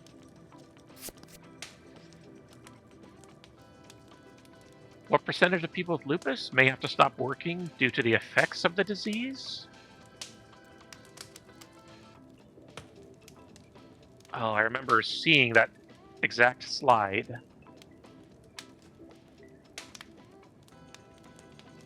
Yeah, all these answers can be found on lupus.org.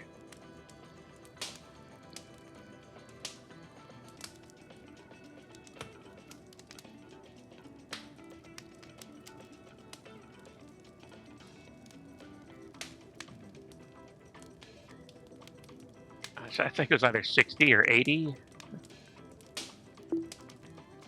Oh, 55. Okay. One survey found that 55% of respondents reported a complete or partial loss of their income because they no longer were able to work full-time due to complications of lupus. Oh, sounds like their employer is not giving them those accommodations that they need. Oh, 56%. That is not a passing grade. Share the quiz on social media and, okay, restart the game. I guess there are 3 levels.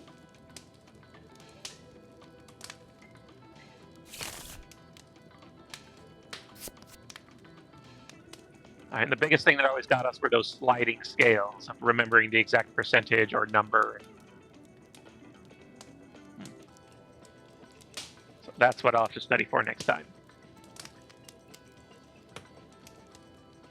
All right, well, we have reached the end of our time, or the time I was scheduled, but I want to give the other characters a quick try. Like to see if I might do better with somebody else. Let's see, I started with Kaiser. What is the chainsaw? A regular melee weapon? Let's see.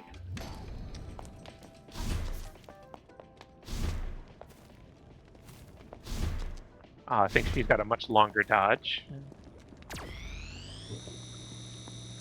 Oh, I've got a beam! Oh, I love beam weapons. And oh my gosh. Well, that's ridiculous. In the best way.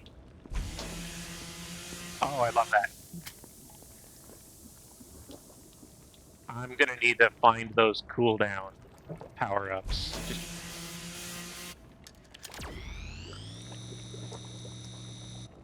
Okay, not a lot of damage, but I can pierce and do a lot of...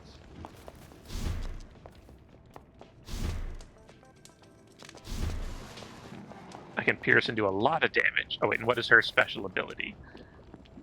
Your death pleases me.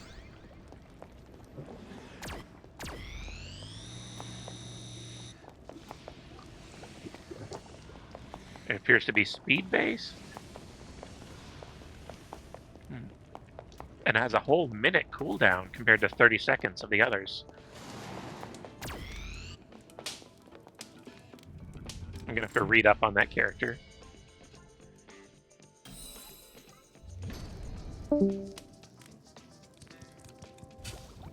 Oops.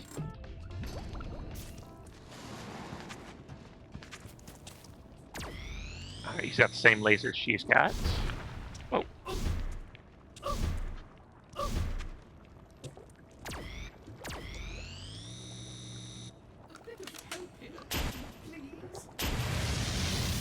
Ooh, the flamethrower. Just a nice solid beam, just like Contra 3.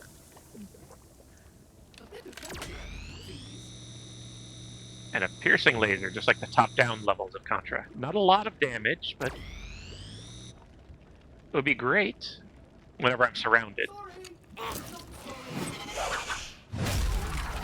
Oh, that was my screen-clearing bomb. That was so gross. Okay, what about my special ability? Oh, nice little black hole.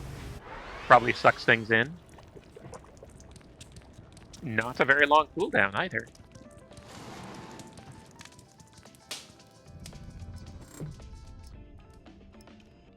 And of course, once I do enough grinding, have enough fun with them, I can get upgrades to change how they play. I mean, this game's got a lot of personality, depending on what kind of character you like to play. You know the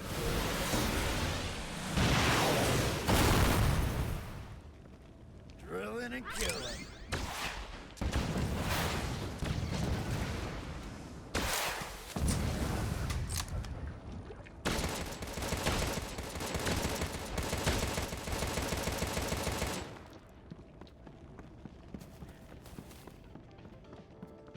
Yeah, if you can equip different characters with different guns and use their different specials, and you could have a co-op game with 4 people and all play very differently.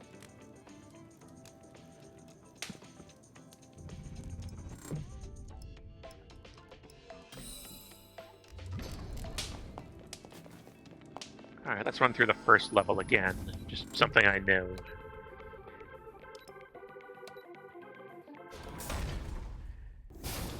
I'm picking up enemies in the old city. Better go check it out.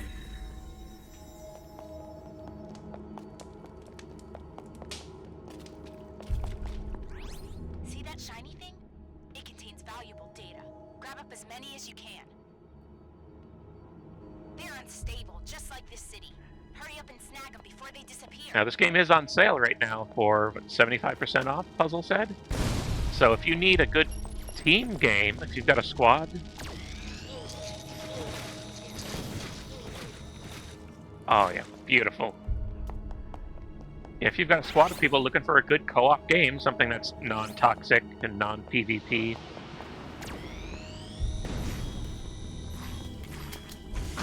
yeah, this looks like a winner.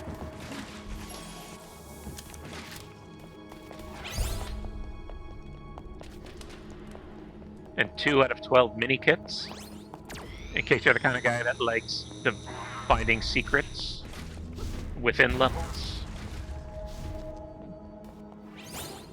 3 out of 15 mini kits discovered.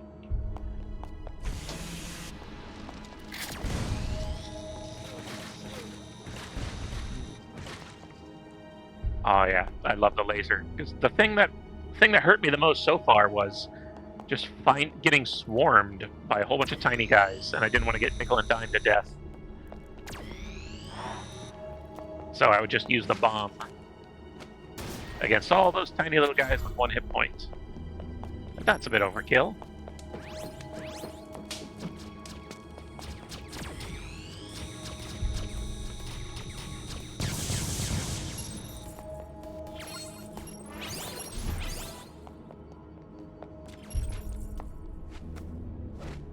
Yeah, now I could just clear the screen of getting all those swarmed enemies.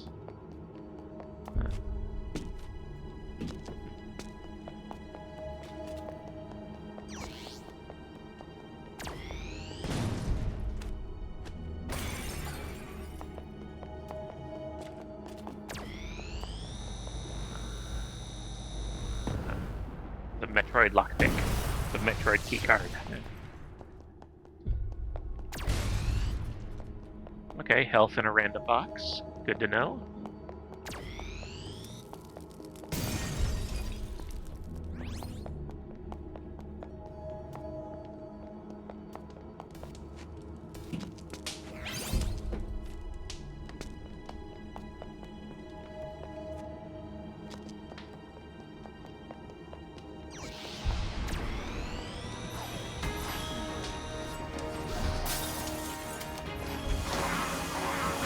Oh yeah, Doom Guy would be right at home here.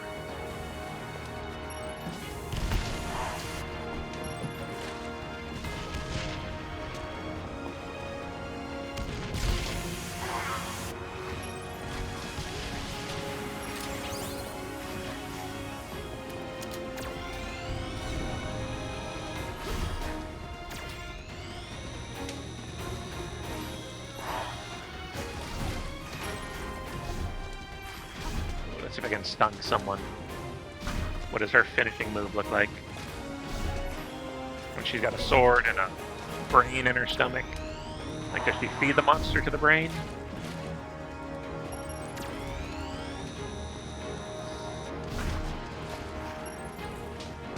Oh, there's a gold enemy. Okay. Stun and finish.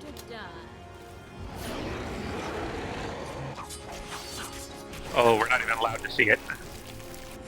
It just goes all black like Akuma.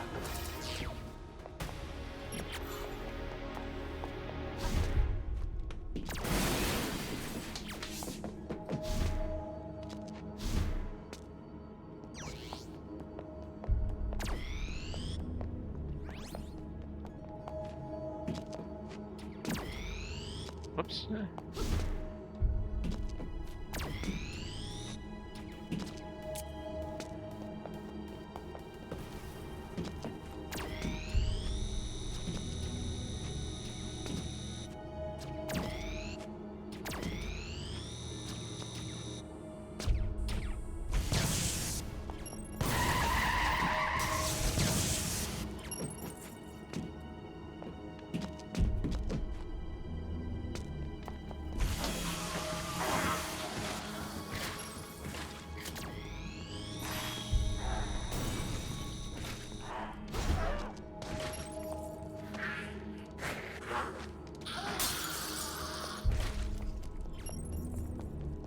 Alright, it seems infrequent.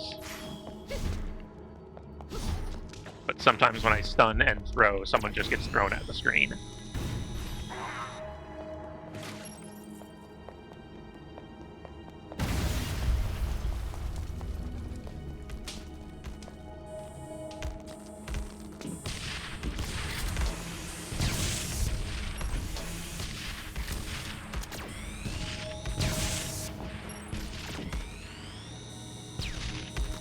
Yeah, I got a timer in the top left corner. I ran out of time. I timed out on the last level. Looks like there's plenty of room and time to refine your tactics. Room to get better, room to grow.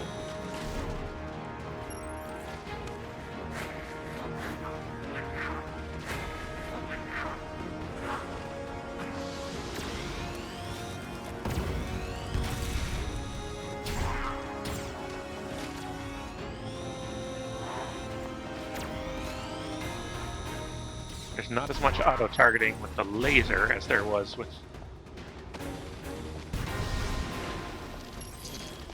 like the other projectile guns.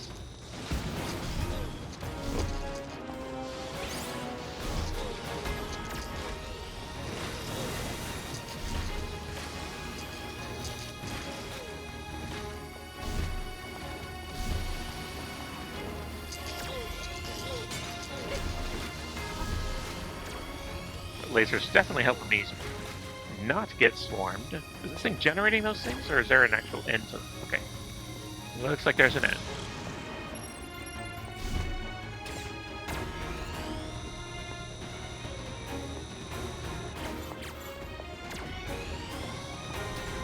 Health just in time.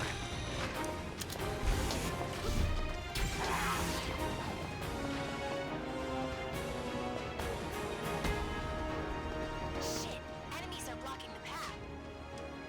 Think we can use that big-ass tank over there? Okay, now Panda was able to just pick up that thing and wield the tank like a weapon. Is she just as strong?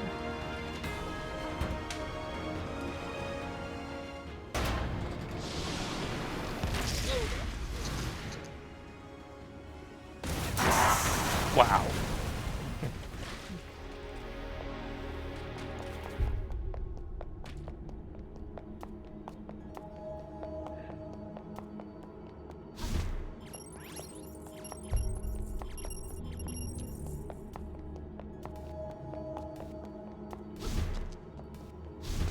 Alright, looks like my dash is actually just as long as the Panda's. About half a street.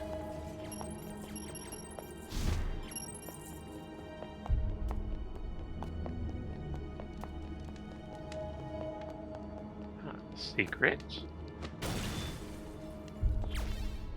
Extra life. So yeah, there's little offshoots you can go to, as long as you're paying attention. Yeah, so far there's nothing about this game I do not like.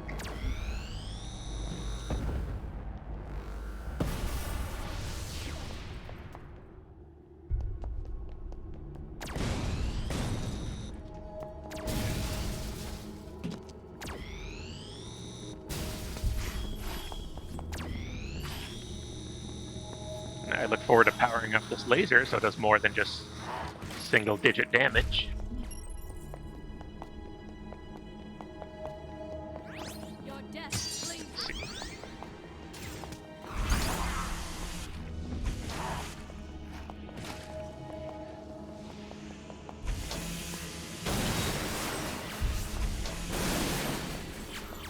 Not sure what my special ability is yet. Just makes me a little bit faster.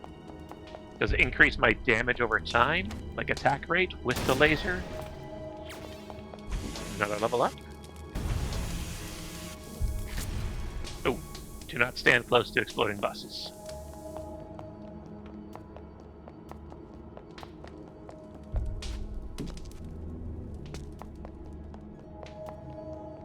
Heads up! Enemy coming your way!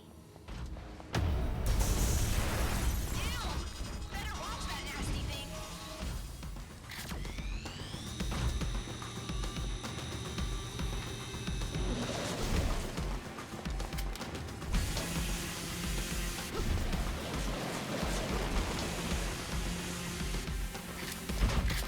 gonna be tough.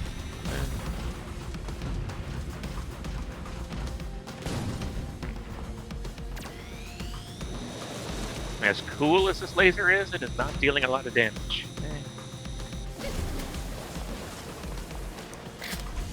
So I gotta resort to the chainsaw.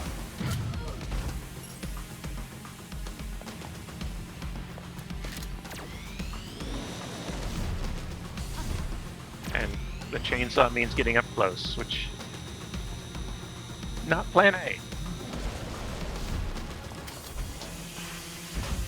Hey, that fucker has something cool. Smash and grab time.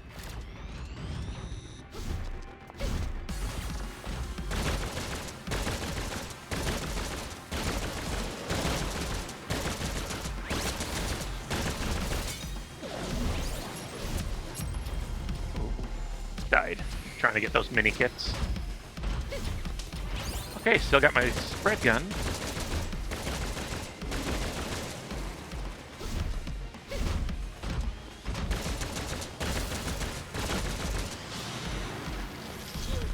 Okay, maybe it is time for a bomb.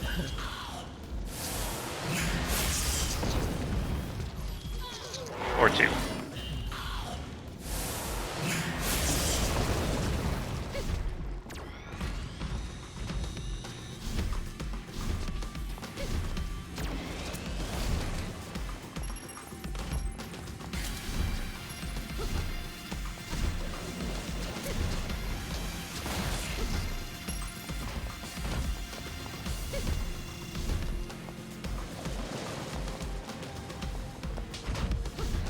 Okay, can dodge through the boss.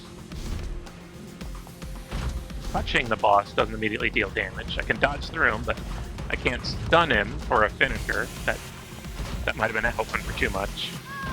Oh!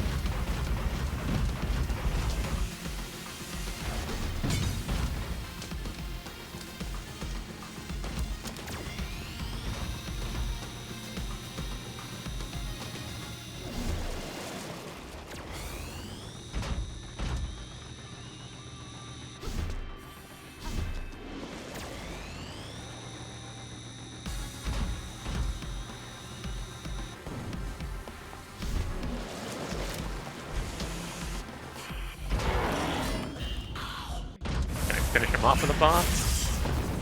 Wow. Okay, the bomb did not do all that much damage.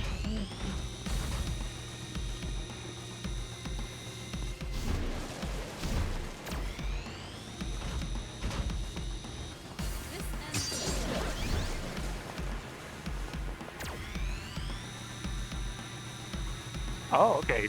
Suddenly the laser's doing a lot more damage when I've got my special ability working.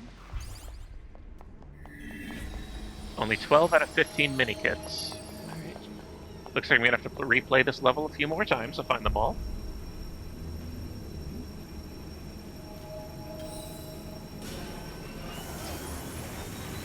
The next time I should activate my ability to use the chainsaw.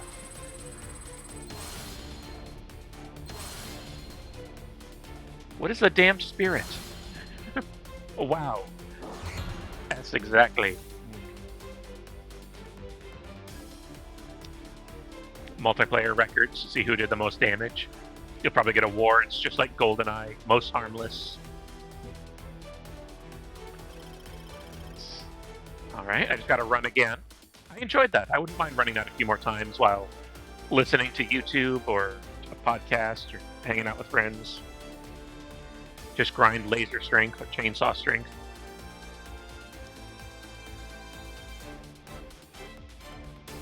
Extra credit. I've got eyes and skeletons and weapon parts.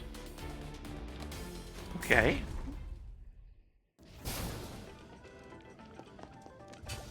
Let's go to the surgery room and see what... Let's see. Okay, so I currently have normal eyes.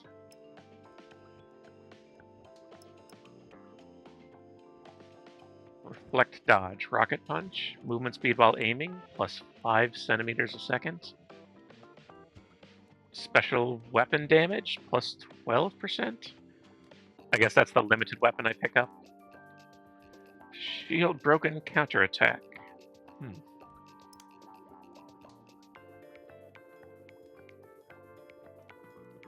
Dodge stun rate, okay. Dodge attack. So I could turn my dodge into a more weaponized version of itself. Maybe build a game around it.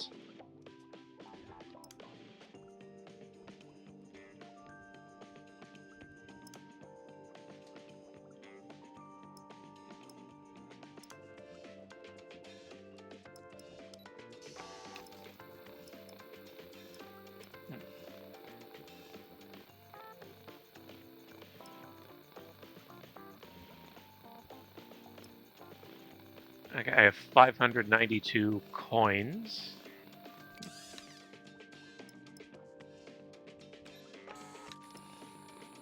Oh, okay. They want 2,000 coins in order for her to do the surgery?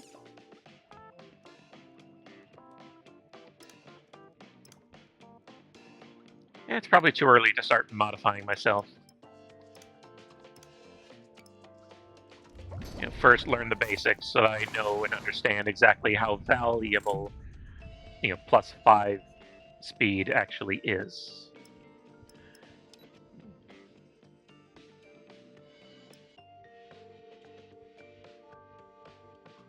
Grenade launcher, main, crush gun. Okay, so the crusher's in this game. I just need to find it or build it. Kind of makes me wonder if it'd be possible to build a character that can stun lock and insta kill a boss. Worth seeing. I want to know, like, how broken can you make your character? That's fun to me. I mean, Contra or not. Okay, 2,000 upgrade the drill gun. All right, I just got to get more coins, and coins are probably a lot more common later on later levels. It's too soon to start upgrading. Learn to have some basic strong fundamentals first. But yeah, I like where this is going.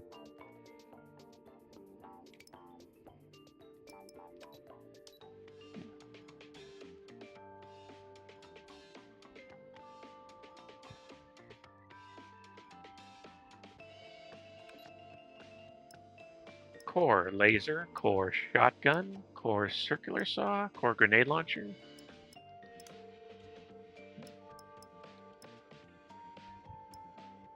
Homing gun?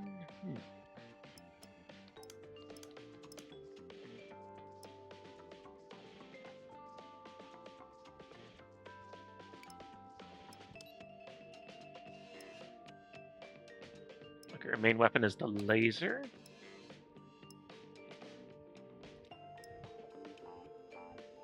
Decrease the heat up rate and cooldown rate. Prevent overheating from main weapon only. Moderate increase of cooldown rate. Ah, okay. I can add all these parts to it. For cooldown, sights. Shot type hold. Yeah, I love this. This is a puzzle to see exactly how broken can you make a game.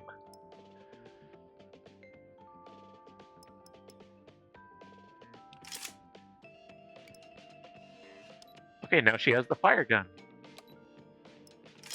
Now she has the chainsaw. All right.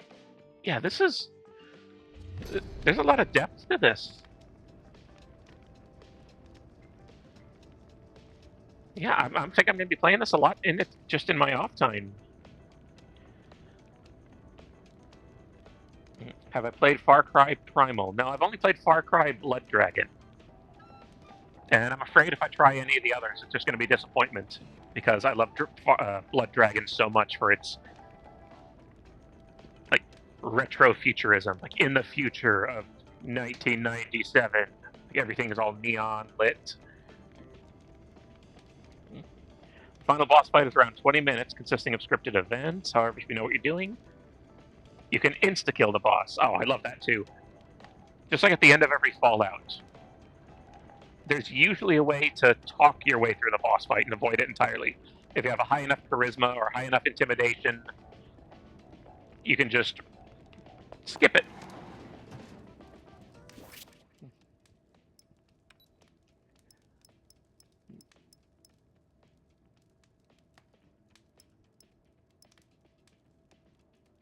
Ah, good.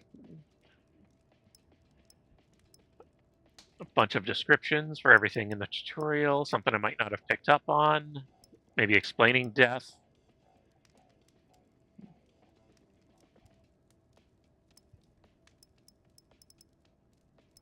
Yeah, this is great. I mean, whoever that guy was who said, oh, a bunch of confusing stats.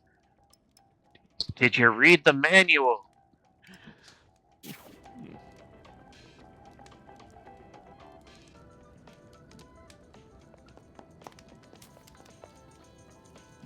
Alright, I'm gonna play through that first level again, just as the bug now. I've played through as everyone else once. He's got the laser and the flamethrower, which doesn't make him look very different from the other character. Because the chainsaw is also very close range.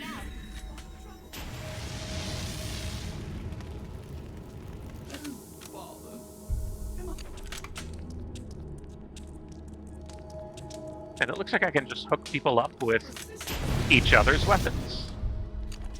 So I could grind the flamethrower, level up the flamethrower, and then just give it to somebody else that I'm trying to level up. They're unstable, just like this city. Hurry up and snag them before they disappear.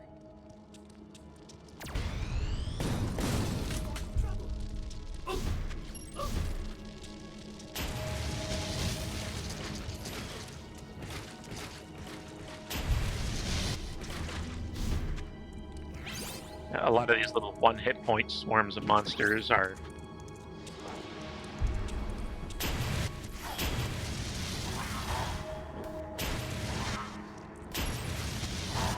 it looks like there's just too many of them to get done, or to eliminate with one, I guess, magazine, one full charge.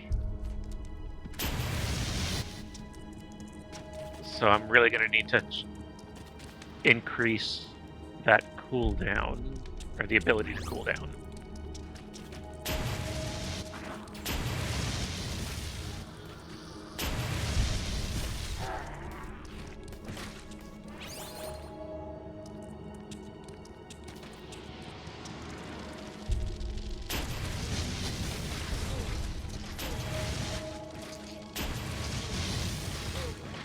Well, at least they're just running right in front of me.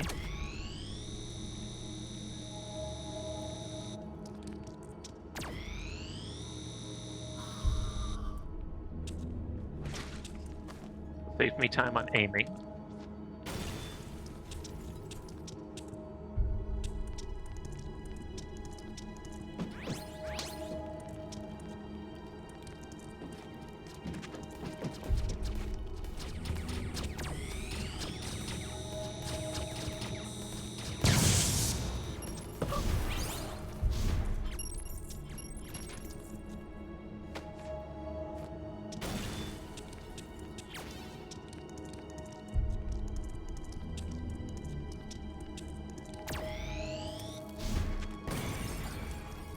I was hoping that would blow a hole in the wall, maybe lead to a secret area.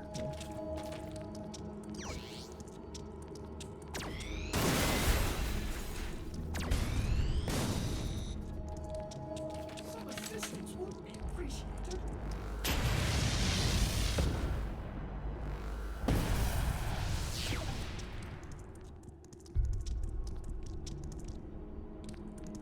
Always be wary of whatever you run right by. Always look behind the spawn point. That's what a whole bunch of video games have taught me.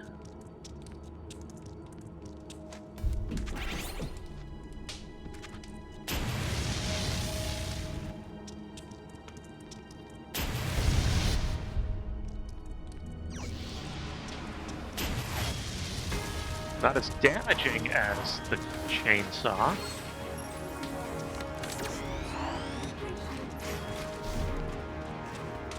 Oh yeah, this is where I find my first gold enemy. So I'm gonna get to see what his stun attack is.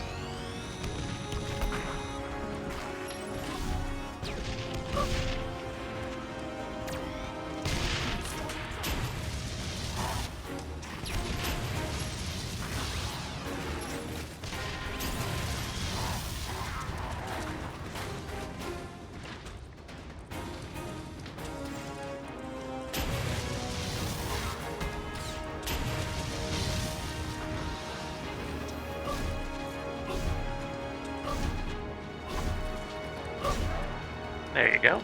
Finishing move. Oh, that is gross. Oh, and he dances too.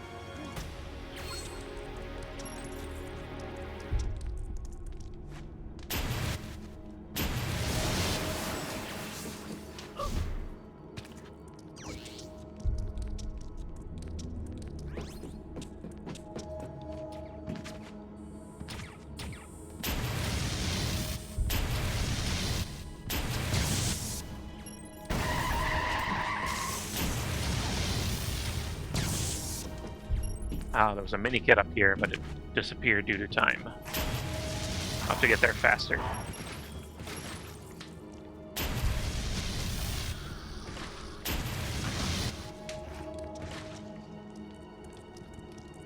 Maybe next time just don't stop to destroy the turrets, just jump over them.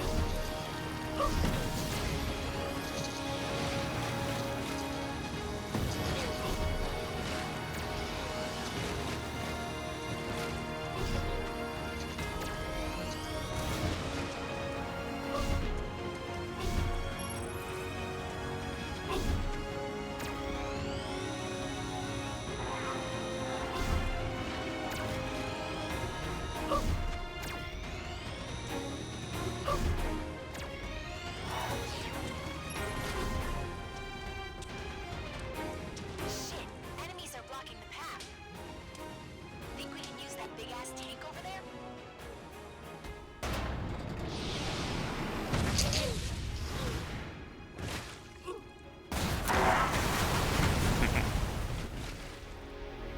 Always be wary of what you run by. Is how I also play Lego Star Wars.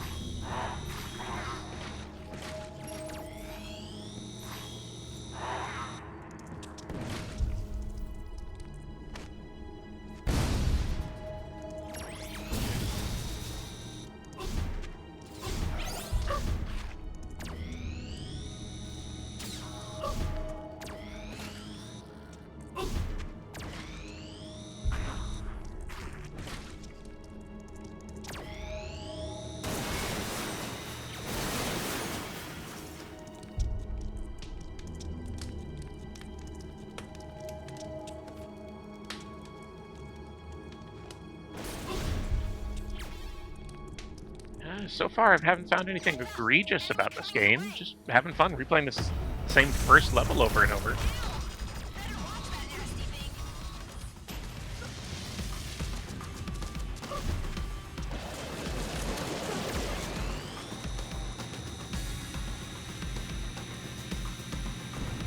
Yeah, I imagine this boss is going to be pretty trivial by the time I'm ready to beat the game. Like, ridiculously trivial.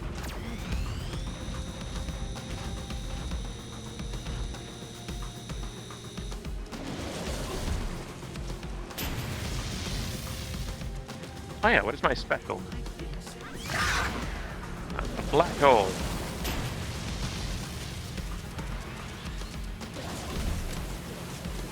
I guess he's bigger than a black hole. I'll try it again whenever the ads come out, all the additional monsters.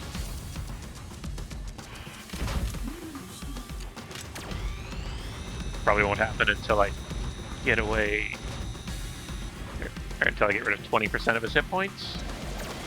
His health bar is broken at a fifth. Hey, that fucker has something cool. Smash and grab time. Alright, 15 shots of a spread gun.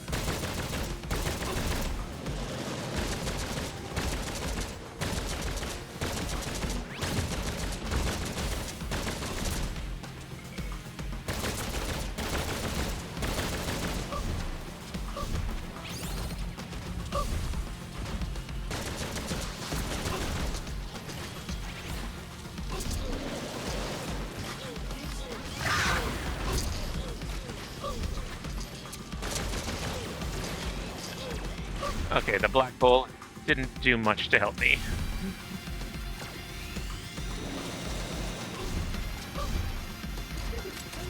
I might just need to learn how to use it still. Maybe there's more direction or guidance given in the manual.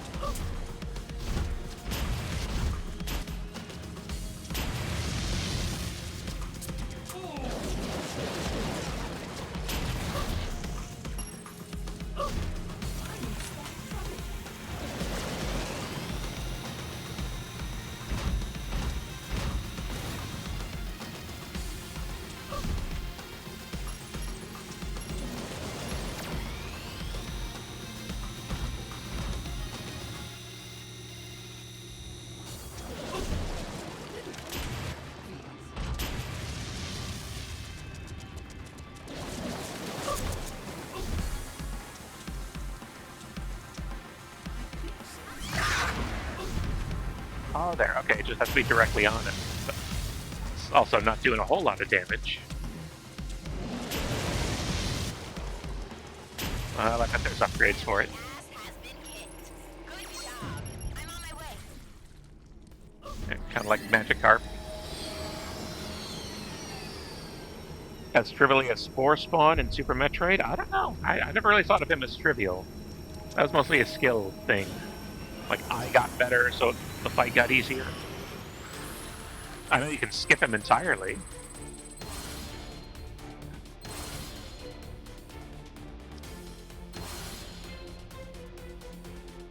Okay, time left. I'll get better time as I get better weapons. And gear. And run speed. I'm not worried about that yet. But yeah, unlocking stuff, coming back to an earlier level, that's just the Lego formula. If you like the Lego games, this is a very gross version.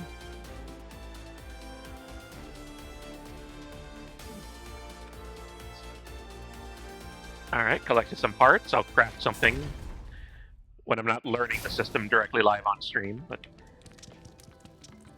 yeah, I had a great time with this. I'm coming back to it in my off time. I hope you guys all enjoyed it. I hope you all learned something. If you ever heard something negative about this game, now you've seen it for yourself.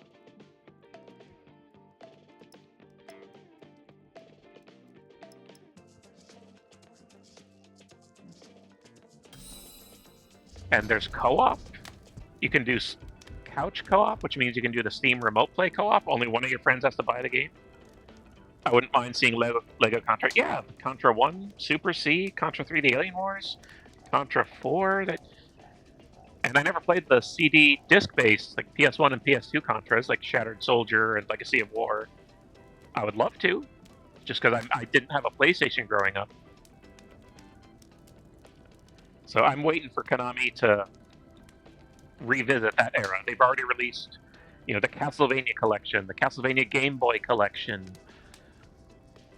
and then Capcom has, done the Mega Man collection and the Mega Man Legacy collection. All these Legacy collections, they're doing the console eras, the cartridge eras, and not a lot of them have done the disc-based systems yet. Although, yeah, later Mega Man X games were disc-based, and those are in the collection. So, Konami, up your game. Let's see disc-based Castlevania. Let's see disc-based Contra.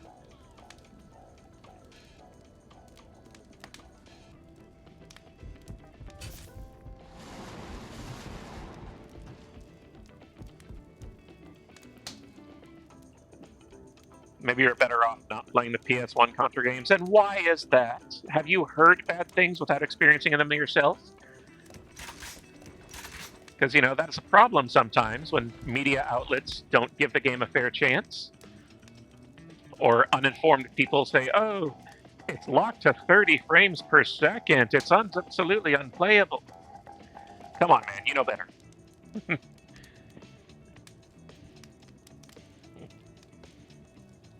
I bet I could enjoy them and have a lot of fun. All right, you and I can talk about that off stream. Let's go see who else is doing GOTEL. I'm very glad I got to give these games a chance, or this game a chance.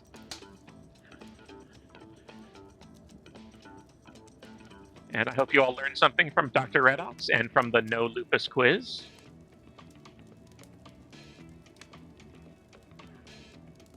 Let's see who all is streaming under the GOTEL, or GOTEL 2025, or 2026.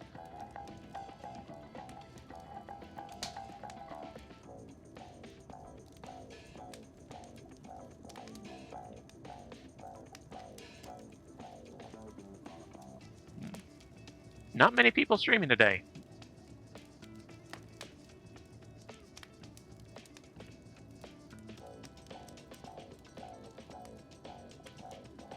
Yeah, just me and 2 others.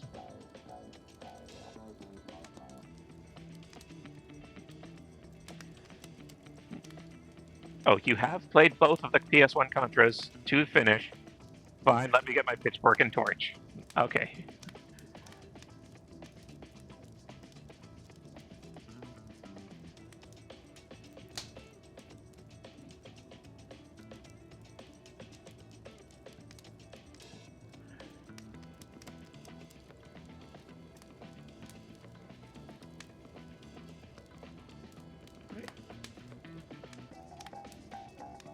All right, thank you everyone who came by. Thank you everyone who lurked. I will thank you later.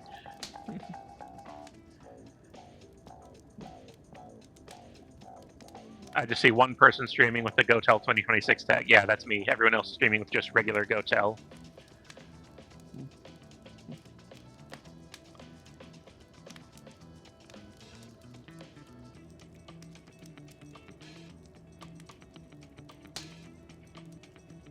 All right, let's stream, or let's go over to Vissy13. They're streaming Everything is Crab.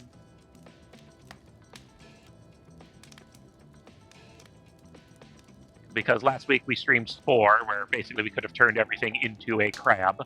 And I heard someone say that Everything is Crab has some echoes of Spore to it.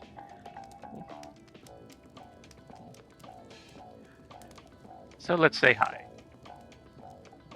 Vissy13.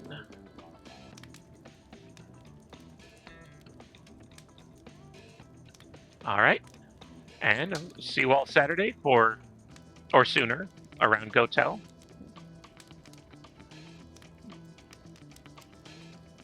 Let's see, who all is streaming?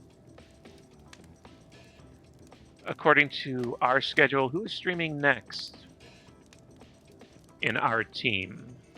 Is it Thursday? Thursday at 7 p.m. Eastern, a superhero variety stream. I'm interested. So save the date, 7 p.m. Eastern, Thursday, superhero games.